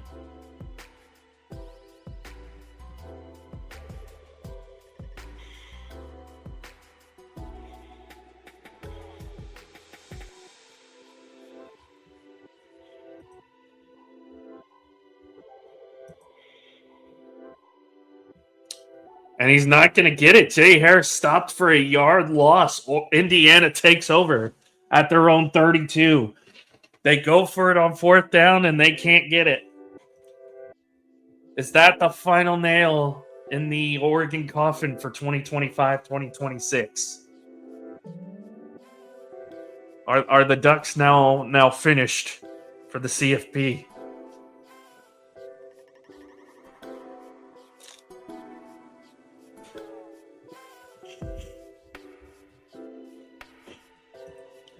Unbelievable. Unbelievable.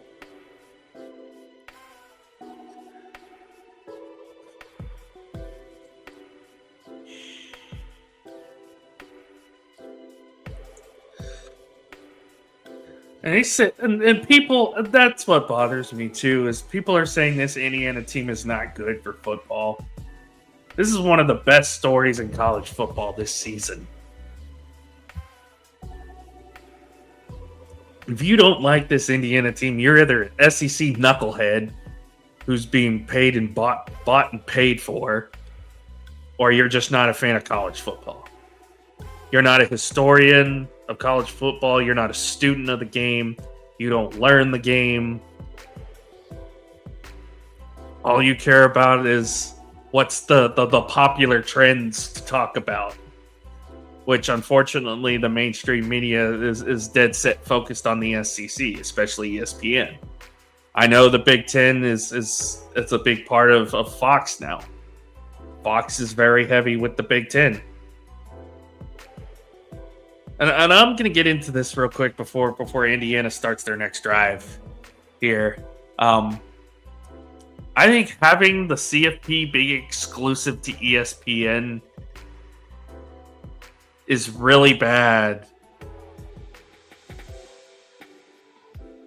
Is really, really bad for the college football playoff. Like, can you imagine how much money they would generate if they have playoff games on CBS and Fox instead of having to put them on TNT and True TV and then just hoard the rest on ESPN? If this game was on CBS or Fox right now, I guarantee they'd be getting a lot more eyeballs if it wasn't on ESPN. Because a lot of people can't get ESPN. A lot of people can't afford ESPN.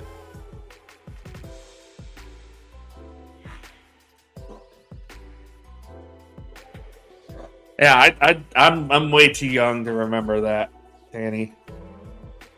My knowledge goes as far back as like '99 with college football. Obviously, with the Cowboys, it goes back. I know a lot of like from the early days, and there's stuff about the Roger Staubach years and stuff. The Jackie Smith drop in the Super Bowl. He's got to be the sickest man in America. A lot of talks that if Jackie Smith catches that ball, maybe the Cowboys come back and win that Super Bowl. But, that was one of the biggest drops. And Jackie Smith, he's more known for that Super Bowl drop, but he's an Arizona Cardinals legend.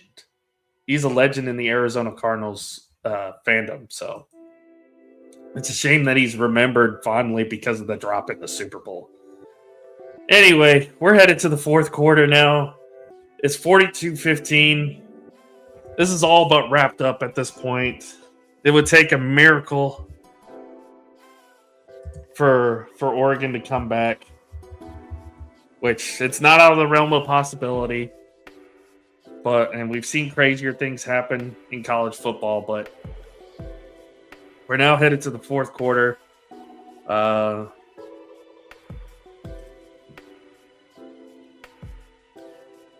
Looks like they picked up about 3 yards there before the end here. As we get ready to start the fourth quarter here, Mendoza completes his 16th pass of the night. Only about a couple yards, though, on the play. It's going to bring up about 3rd and 5.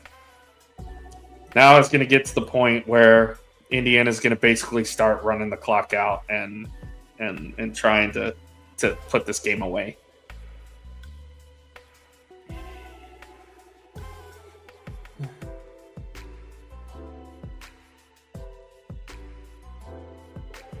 Yeah, now a college sport, it's almost impossible for college teams to beat pro sports. For some reason, it's like you could throw teams up there if you want and say, it's possible. I still think at the end of the day, with so many professionals on a team, it's going to be hard for the college players to still beat an NFL team. That's just my take on it. Is it possible? Maybe. But, I'll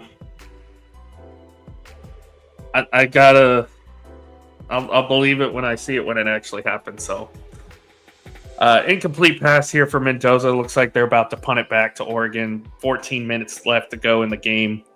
Oregon's going to have the ball. The kick is away. Oregon will take it up about the 28-yard line. So that's where they'll start their next drive. They need a miracle. They basically need to score on every last drive they have to have a chance to come back and win this game. They need to score on every drive and stop Indiana on every drive in order to win this game, it seems like.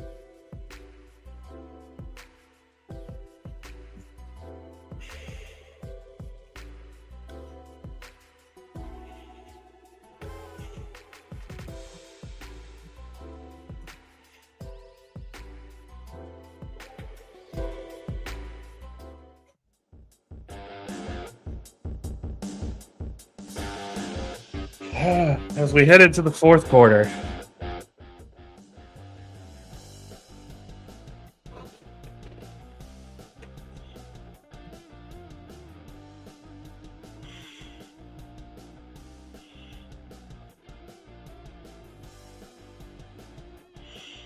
Looks like they got a holding penalty.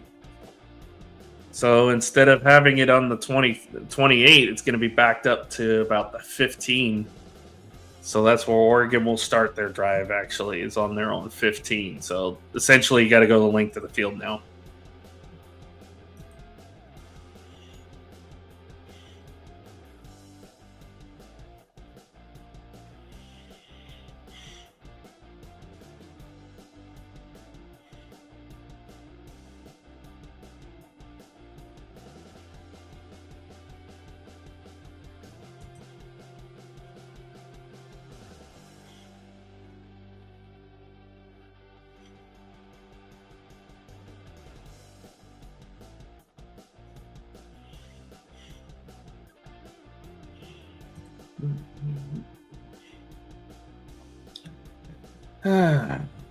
So, got about 14 minutes left in this game.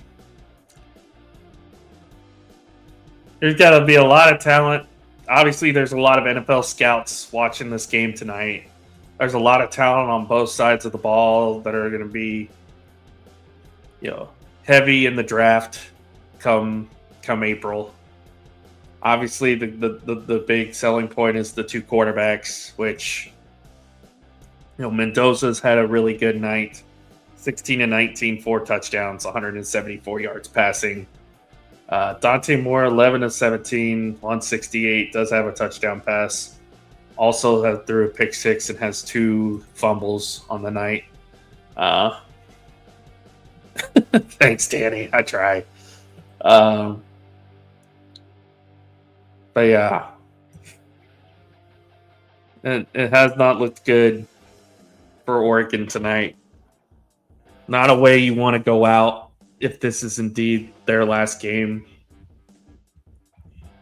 But Indiana's going to be tough, and we might touch on the championship game a little bit before we end off tonight. But Indiana, Miami, that the two of the best defenses in college football squaring off.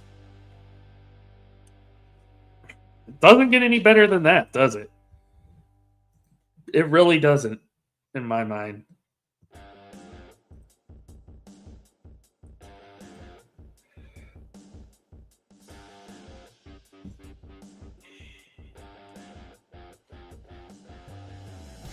You already, again, this is why I hate again, I'm an SEC guy now, but this is why I hate SEC fans, because so many of them are now coming out of the woodwork and saying all these SEC teams are better than Oregon. Last I checked, Alabama only put up 3 points against Indiana. The SEC is not good. They've only won. You take away the college football playoff, the SEC has won 1 bowl game. And that was Texas beating Michigan. And keep in mind, a Michigan team that just lost their head coach to probably one of the biggest scandals of the season.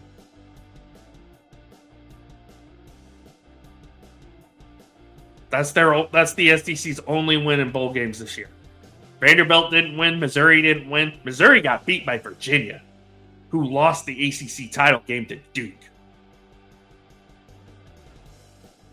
And they let 5-7 Mississippi State in for some reason because other teams didn't want to play. That was an embarrassment.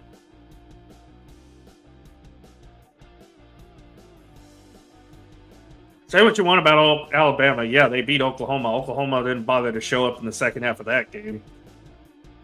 But then Alabama completely no-showed against Indiana. If anything, the only SEC team that really impressed me this postseason has been Ole Miss. Ole Miss, honestly, they might be the best team in the SEC. They made it the furthest in the playoff. They didn't get beat by Florida, Texas. They didn't get squashed by Georgia.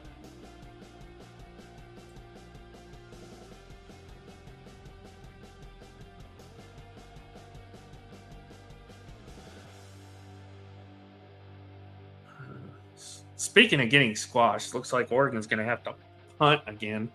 Delay of game on 4th down.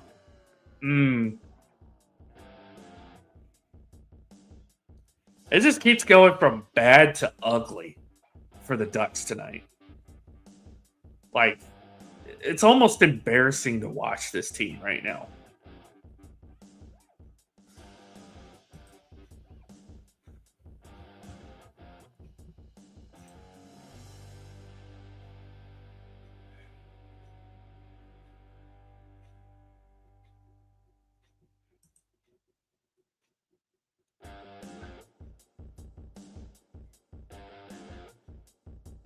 Did the punt really get blocked? It was blocked. Wow. So there you go. Now special teams is basically, there's your special teams blunder. A blocked punt sets up yet another turnover. Indiana's 1st and goal at the 7. Oh my God. Yeah, this game's over.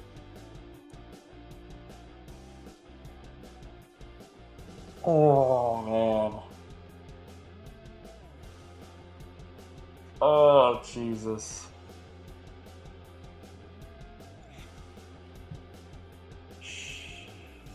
At the very least, they played better than TCU did against Georgia.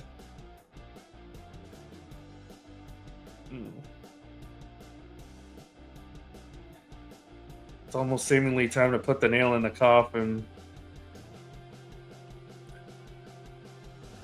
So now you're going to have 3rd and goal at the 3. a touchdown here again. It's basically over.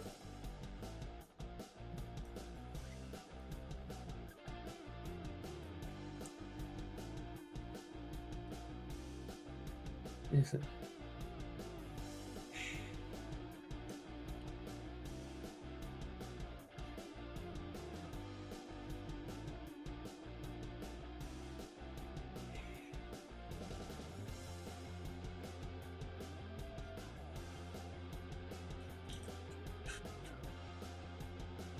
Timeout by Indiana here.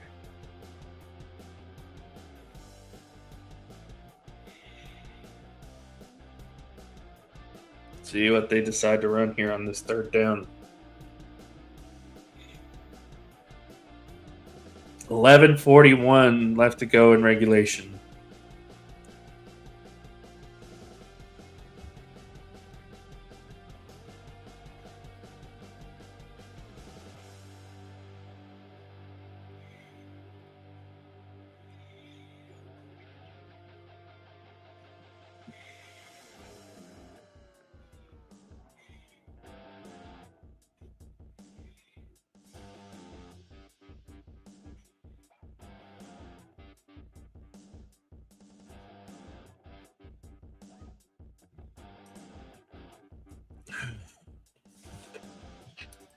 This has been an absolute shellacking.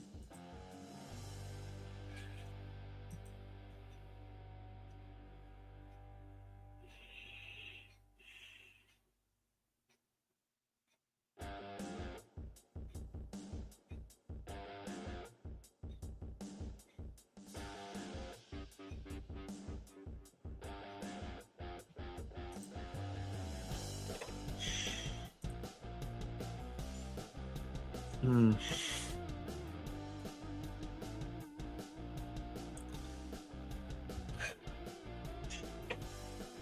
Like, even a field goal just puts this game out of reach. It means they would be down 30.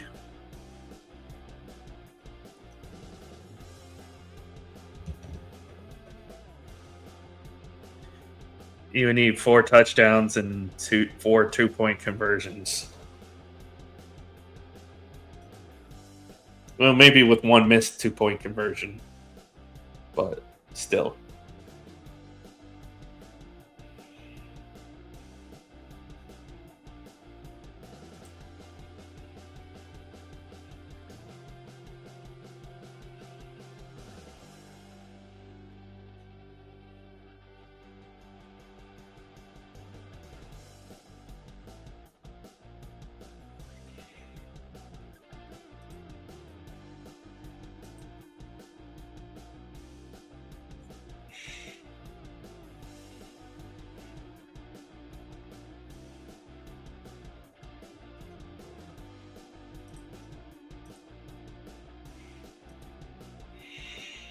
Mm-mm-mm-mm.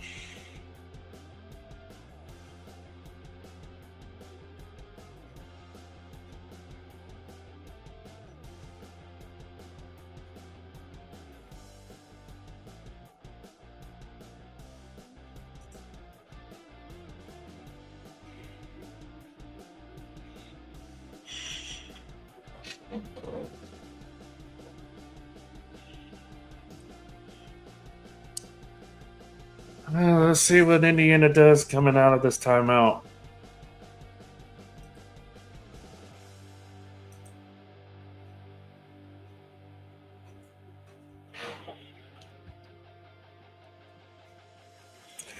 There it is.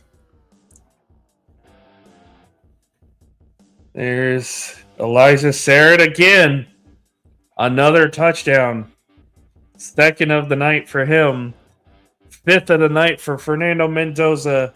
Extra point is good. 49-15. Indiana.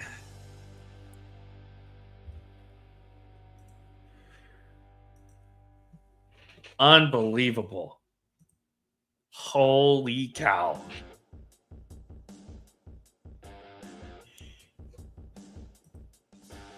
I don't even know what to say. I'm at a loss for words. Like, Indiana's just been putting on a clinic tonight. Oregon can't stop them. The talk has been Indiana's defense and how good they've been. Oregon can't stop Indiana's offense. Also, doesn't help that they've turned the ball over 4 times tonight, I think. It's either 3 or 4. But it was the pick six was really a bad omen for how the night was going to go for the Ducks. Crazy. Oregon will start at their own 25. 11:36 left to go in this game. Oregon now down 34.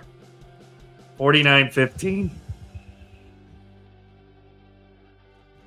One of the most lopsided CFP games ever. I mean, minus the shellacking Georgia put on TCU a few years ago in the championship game.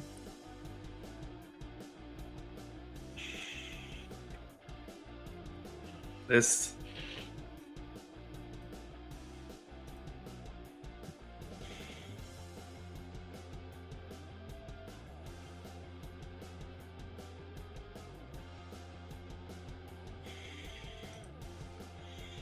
I don't even know where to begin.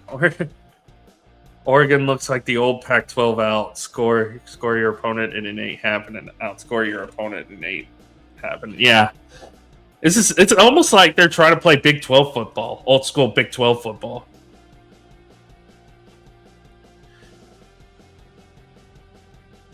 And they're continuing to go backwards. You get a negative play on the first drive, you can get no gain on the second one.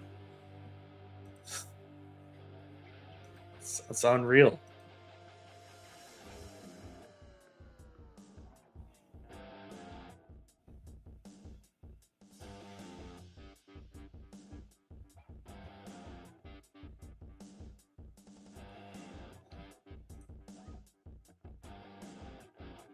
Any kind of punt, turnover, or what have you, again, this game is essentially over if they don't get it. There's a catch. That's Decoria Moore on the reception, 15-yard pickup. It's almost like they're just trying to feasibly do anything. Incomplete pass there. It's unfortunate because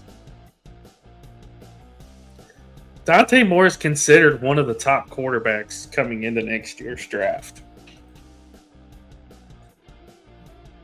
It's not looking like it's going to be a good finish for him tonight. Again, 3 turnovers for him. The pick 6 at the beginning of the game. I believe he still has a year of eligibility left, so there's a chance that he goes back to Oregon, or at least that's what I keep hearing.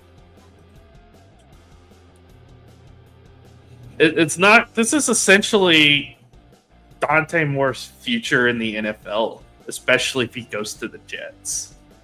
Like, and I know we have Jets fans here probably watching, but the Jet, and even some Jets fans will tell you the Jets are a poorly run organization. And if they draft Dante Moore, it's not going to be good for him. They need to restructure, restabilize that franchise before they can make some drastic moves here. There we go. Now they're getting into Indiana territory, and Dante Moore's they're just playing the 2-minute game right now. The 2-minute drill game, trying to get down the field, get some more points on the board before this game comes to an end.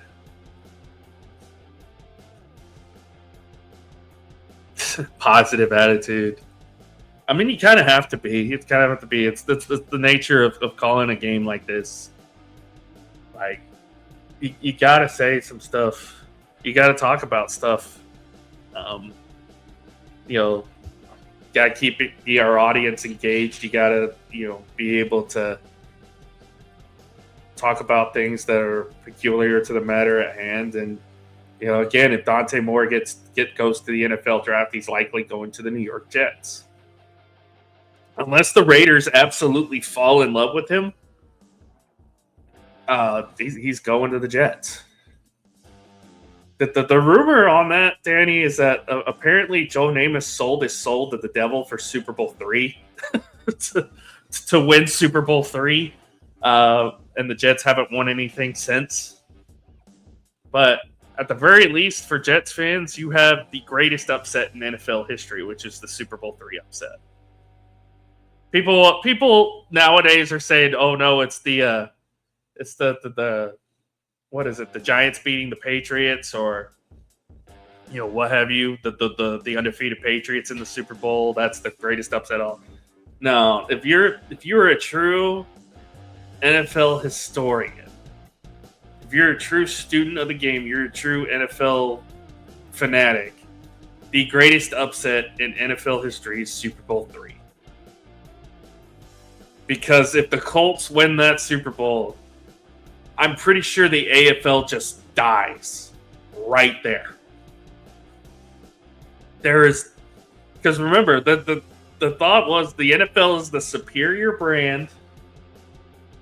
The AFL does not compare to the NFL. These are basically a G League, so to speak. They were the original UFL, the original USFL. These guys can't compete with the NFL. They have no shot at being, staying members of the NFL.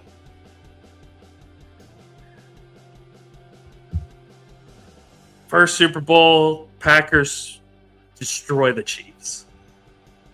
And then they do the same thing to the Raiders in Super Bowl II. And you're thinking, okay, Johnny Unitas and the Baltimore Colts, if they go on that spree and they beat the tar out of the Jets in Super Bowl III, then the AFL is pretty much as good as dead. But because the AFL won that game, because Joe Namath not only won that game, but guaranteed victory, and it was all in the papers and everything like that, that essentially led to the merger, which was finalized with the Chiefs winning Super Bowl IV against the Vikings, against the Purple People Eaters. And that was, the 10-year anniversary of the AFL, the American Football League. And then the AFL and NFL merged, I believe, the year following or that same year. And we have the modern day setup for the NFL. That is like one of the biggest what ifs in NFL history, is what if the merger never happened? Because that merger, what was it, 1960 when that happened? 60 is, I think it was 1960. It was either 1960 or 1970 when that happened. But it set the course for the modern day setup that we have in the NFL today.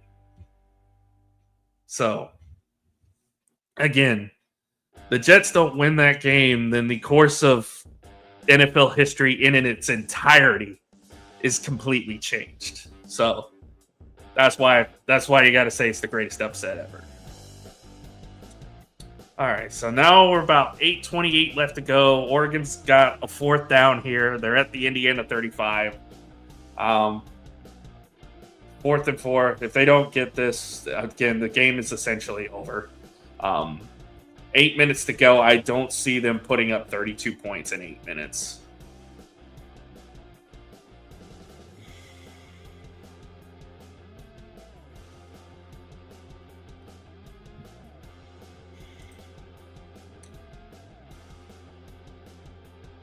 And there it is, incomplete.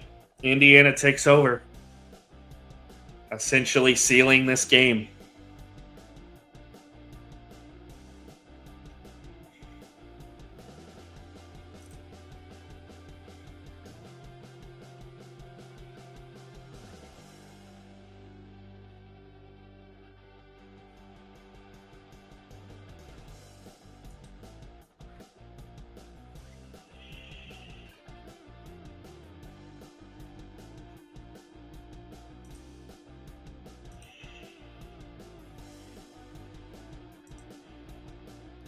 Thank you, Danny. I figured you would.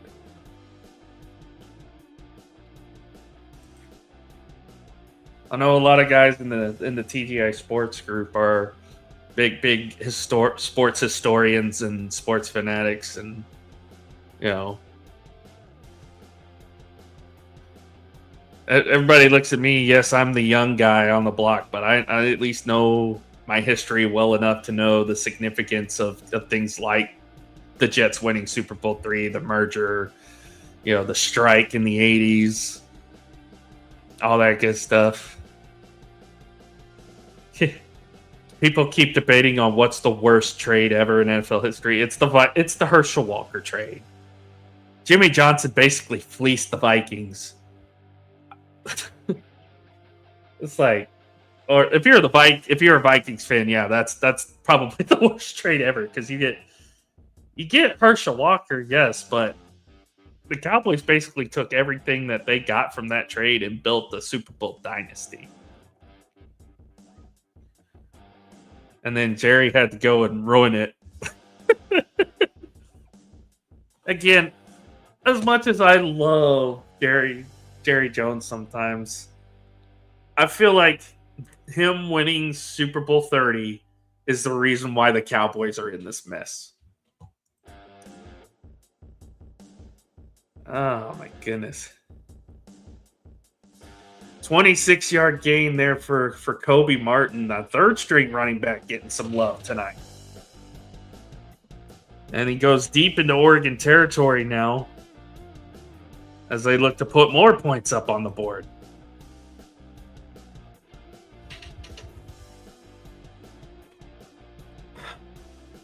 If Mendoza goes down, I think everybody in Vegas would be scared to death. Be like, no.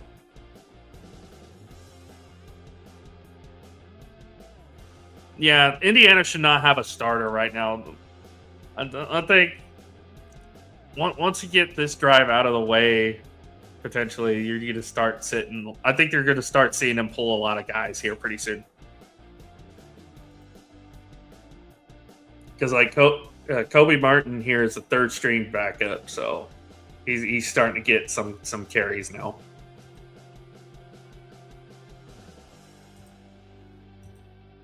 But yeah, Super Bowl 30. I think that win kind of inflated Jerry's ego a little bit, even though he won with Jimmy Johnson's players. I think in his mind, he was probably thinking, yeah, I can do this by myself. Well, guess what? It's taking you 30 years almost for you to win another one. So, yeah, you might not be able to do it by yourself, Jerry. You might need some help. And there's Kalen Black, 23-yard touchdown, essentially the nail in the coffin. Kalen Black, 12 carries, 63 yards, 2 touchdowns on the night. Indiana continues to pour it on.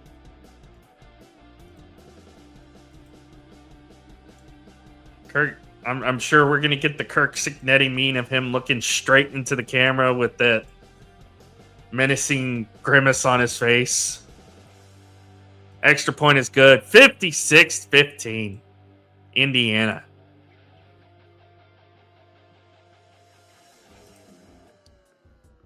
Half century mark. Yeah, we rarely see. Even nowadays, we don't really see many teams put up like 50 or 60 points anymore. That's how you know some of the talent has just been way too distributed, is because a lot of the times all the top tier teams would, like, even against like the Cupcakes, will put up like 50, 60 points. I remember Oklahoma back in the day put up 50, 60 against Big 12 teams. They're like, this is the best offense ever. And then they know show against teams like Florida and USC and LSU. And somehow get beat by Boise State.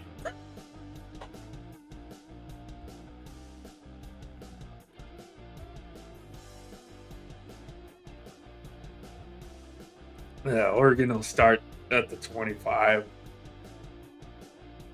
5:13 to go. This game is essentially over.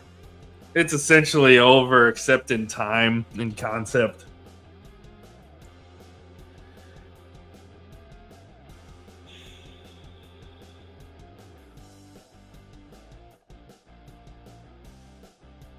Mm.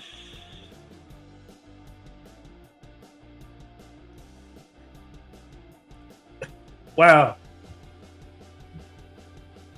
OKC finally won a game. Took them long enough.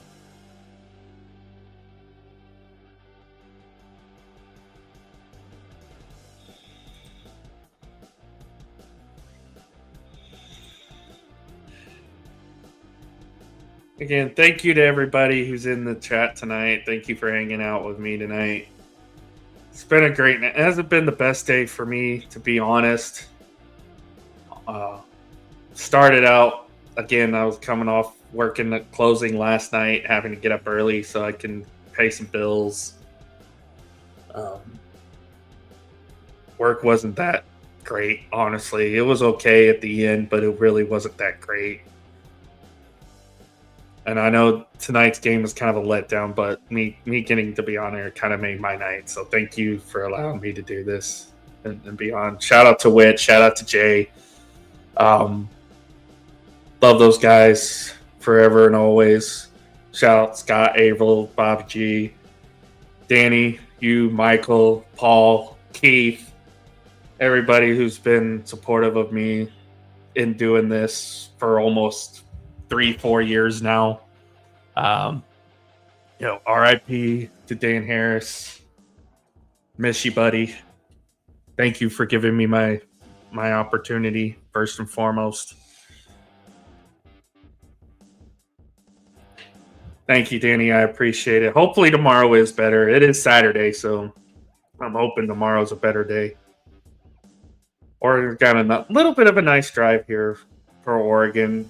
Trying to go out on a high note here. But yeah, very, very grateful, very thankful for everybody in this podcasting community. Just wanted to say that real quick. So thank you to everybody who's watching.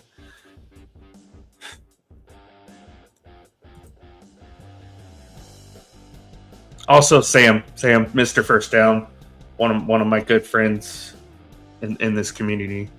Shout out to him too. I don't know if he's watching, but I'm sure if he was here, he would be nagging on me to acknowledge him. So I might as well acknowledge him.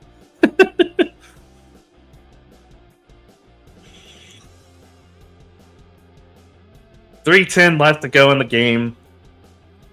Oregon trying to at least put some more points on the board before this game ends. They're essentially done at this point.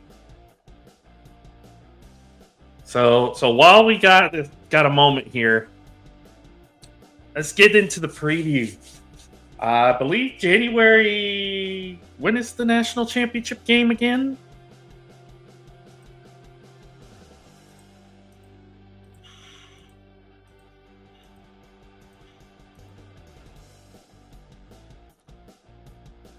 January 19th at 7:30 Eastern. National championship game will feature the Indiana Hoosiers playing for their first ever championship against the Miami Hurricanes, who have not won a title since 2001. Interesting stories on both sides. Miami, of course, losing 2 games in conference to SMU and I believe Duke or Louisville. It was either Louisville or Duke that they lost to. And because of that, they essentially were not able to get into their conference championship game. They were an at-large bid. A lot of people dogged on this Miami team all year long. Once it came down to, again, and this is why I hate the way that they do the CFP rankings every week. That they had Notre Dame ahead of Miami every single week up until the final week. when they were both finally neck and neck, which is something that us as fans, we harped and ridiculed the playoff committee for all season long, is the fact that Miami beat Notre Dame head to head. They were not ranked ahead of them the entire year until the final rankings, when they had no choice because BYU lost the Big 12 title game. And that was another thing that was controversial. They moved Ohio State and BYU down a spot after their conference title losses, but Alabama gets blown out in the SEC title game, doesn't move down one spot. Again, this is why they have the deal with the SEC and the ESPN and the CFP. All right, we're at the 2-minute timeout now with 2 minutes left in this game. But Miami finds a way, again, because of the rankings at the end, because Miami has the head-to-head with Notre Dame and they're put right next to each other. The committee has no choice but to honor the head-to-head. They put Miami in. They leave Notre Dame out. Notre Dame, and this is the thing, Notre Dame takes their ball, goes home. They don't even play in the Pop-Tarts Bowl, which the Pop-Tarts Bowl ends up being one of the better bowl games in the season anyway, regardless. So it is what it is with that. Miami goes on the road to Texas A&M, to Kyle Field, holds that team to 3 points, puts up 10. That's all they really needed. In a cold, windy day in Texas, they go and beat the Aggies at Kyle Field. What bowl game did they play next? Oh, it was Ohio State. They play Ohio State, who up to that point had only had one really true test, and that was losing to Indiana in the Big Ten title game. They nearly double up Ohio State in that bowl game to move on to the Fiesta Bowl, and then last night in probably the best game we've seen out of the 12-team format in the 2 years of its existence. Miami gets the last second touchdown from Carson Beck, with a little bit of controversy thrown in there with the no PI call at the end, but valiant effort from Ole Miss. Miami ends up with the win. They go to their first national title game since 2001. Proving that, yes, they did deserve to be in this playoff, and they are one of the best teams in college football. On the other side, you have the Indiana Hoosiers, who are in about 2 minutes are about to finish 15-0 headed into the national championship game. Last year, Indiana got a bad rap. A lot of people, a lot of critics, a lot of the talking heads in the media said Indiana was not a deserving team to be in the playoffs, and they got bounced in the first round. Kind of proved them right. And then a lot of people were thinking, Indiana's going to have this collapse, this relapse. They're not going to be a contender ever again. They're not going to be in this position ever again. But Kirk Cignetti and the job he's done with the Indiana Hoosiers this year, it all started in the Illinois game. You remember the Illinois game? It was a top-ranking matchup. Illinois was in the top 10. I believe they were number 9 at this point. Everybody was high on Illinois this year. Indiana was, I believe, either ranked in the 20s or in the teens at that point in the season. And if I remember correctly, they put up like 60. They went. That was either a home game or they went to Illinois and they put up 60 on the Illini in that game. And that's when people started turning their heads a little bit and be like, oh, okay, maybe Indiana's back. Maybe Indiana's actually for real. Fast forward to probably the biggest game of their season against Oregon. Fernando Mendoza late in that game throws a pick six.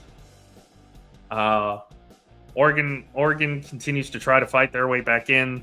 Mendoza ends up bouncing back from that. Indiana goes into Eugene, Oregon, and wins by 10. Perhaps their biggest obstacle was the whiteout against Penn State. A Penn State team, mind you, say what you will about them. Pardon me. Nothing for them to lose. Nothing for them to lose in that retrospect. Very last play, Fernando Mendoza has his Heisman moment, throws the game-winning touchdown pass, which was an incredible catch, by the way. They end up getting out of Happy Valley with the win by the skin of their teeth. They go on to rout the rest of the Big Ten. They go to the Big Ten championship game.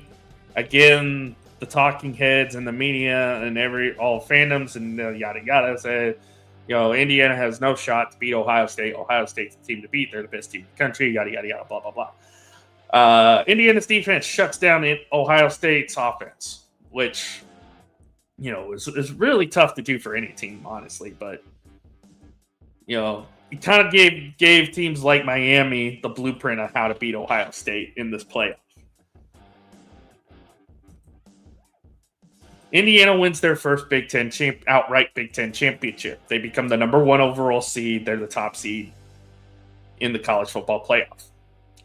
Up until their game in the second round, no team with a first round bye in the CFP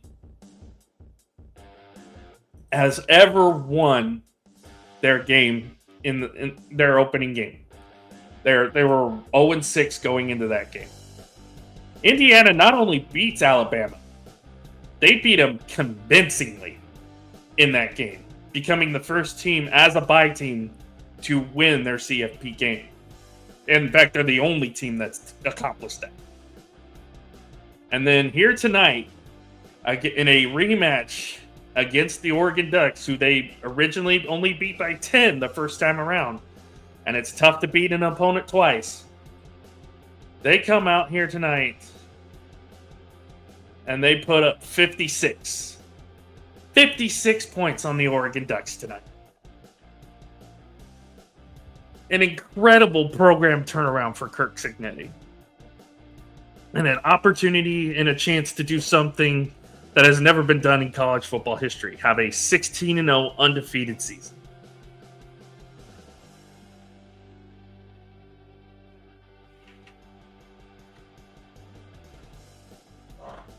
And also win your first ever national championship in football.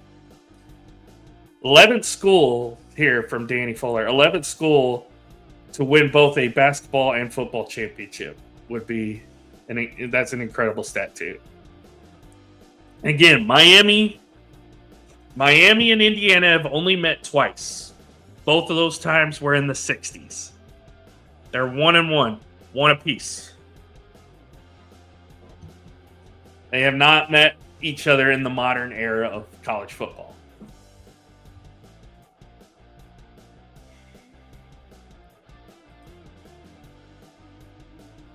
So that's what's at stake. Miami, the Cinderella story of Indiana, Indiana's undefeated season versus the never say die Cinderella story of the Miami Hurricanes. Should be an all-time classic. Hopefully a much better game than we got tonight. But it should be a fun time. Should be a fun time. And essentially, honestly, if you ask me, these are the two best teams in college football. Bar none.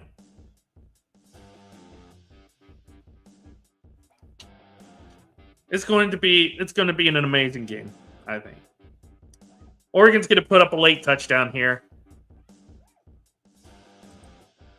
We'll go ahead and change the score here.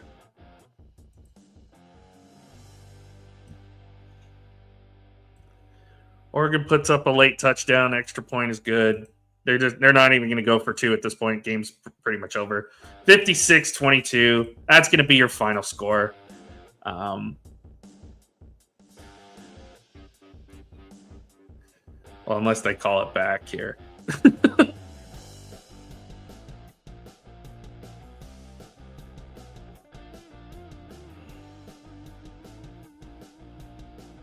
ESPN is having a hard time updating. But yeah, that's essentially going to be the final score there.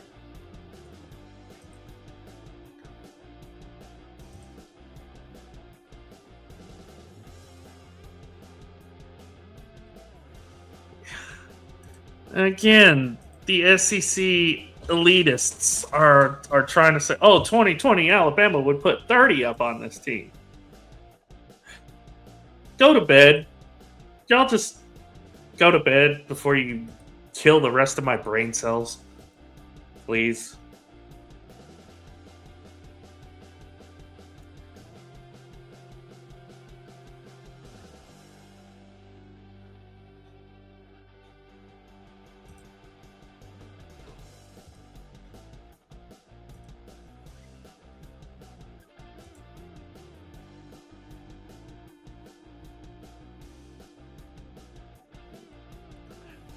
Yeah, I mean, this game is essentially over.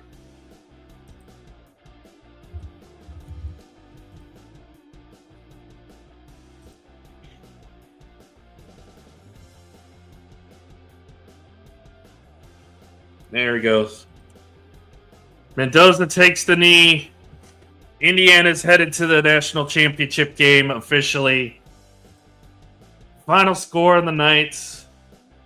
Let's get that fixed up here.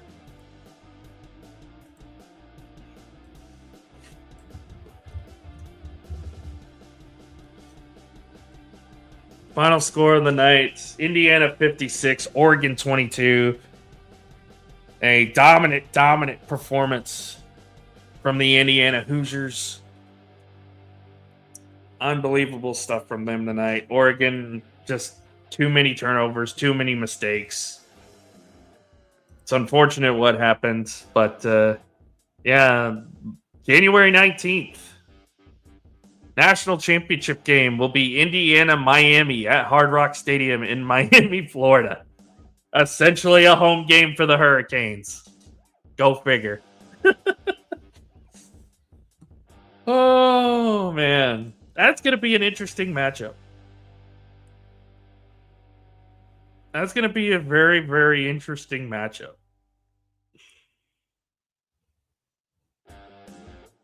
Again, I already kind of broke down the path to the national championship for both of these teams.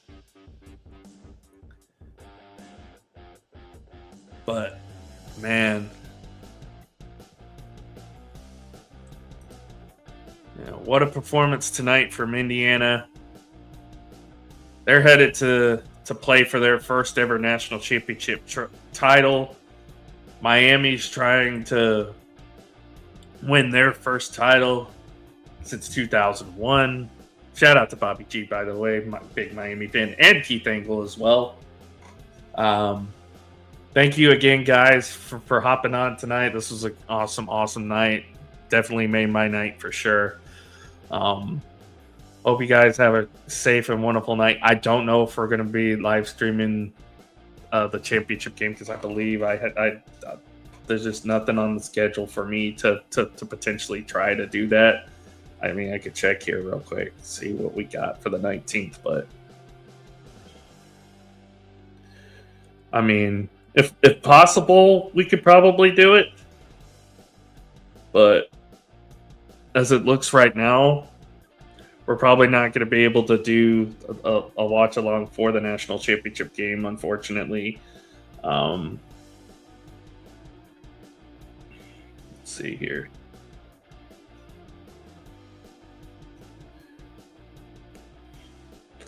Now, it is the 19th, right?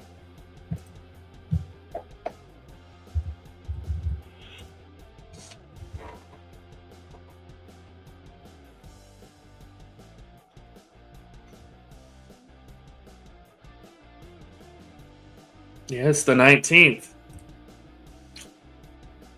I'm off. I'm off by 4 o'clock, so we can make that work. We might have to we might have to do a watch along for the national title game.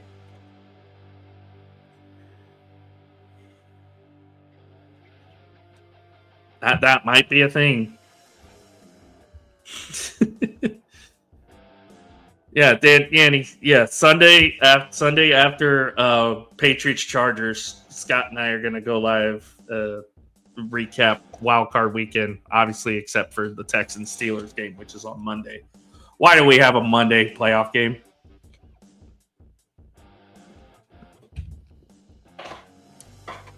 So yes, we might actually be able to do a watch along for that game after all.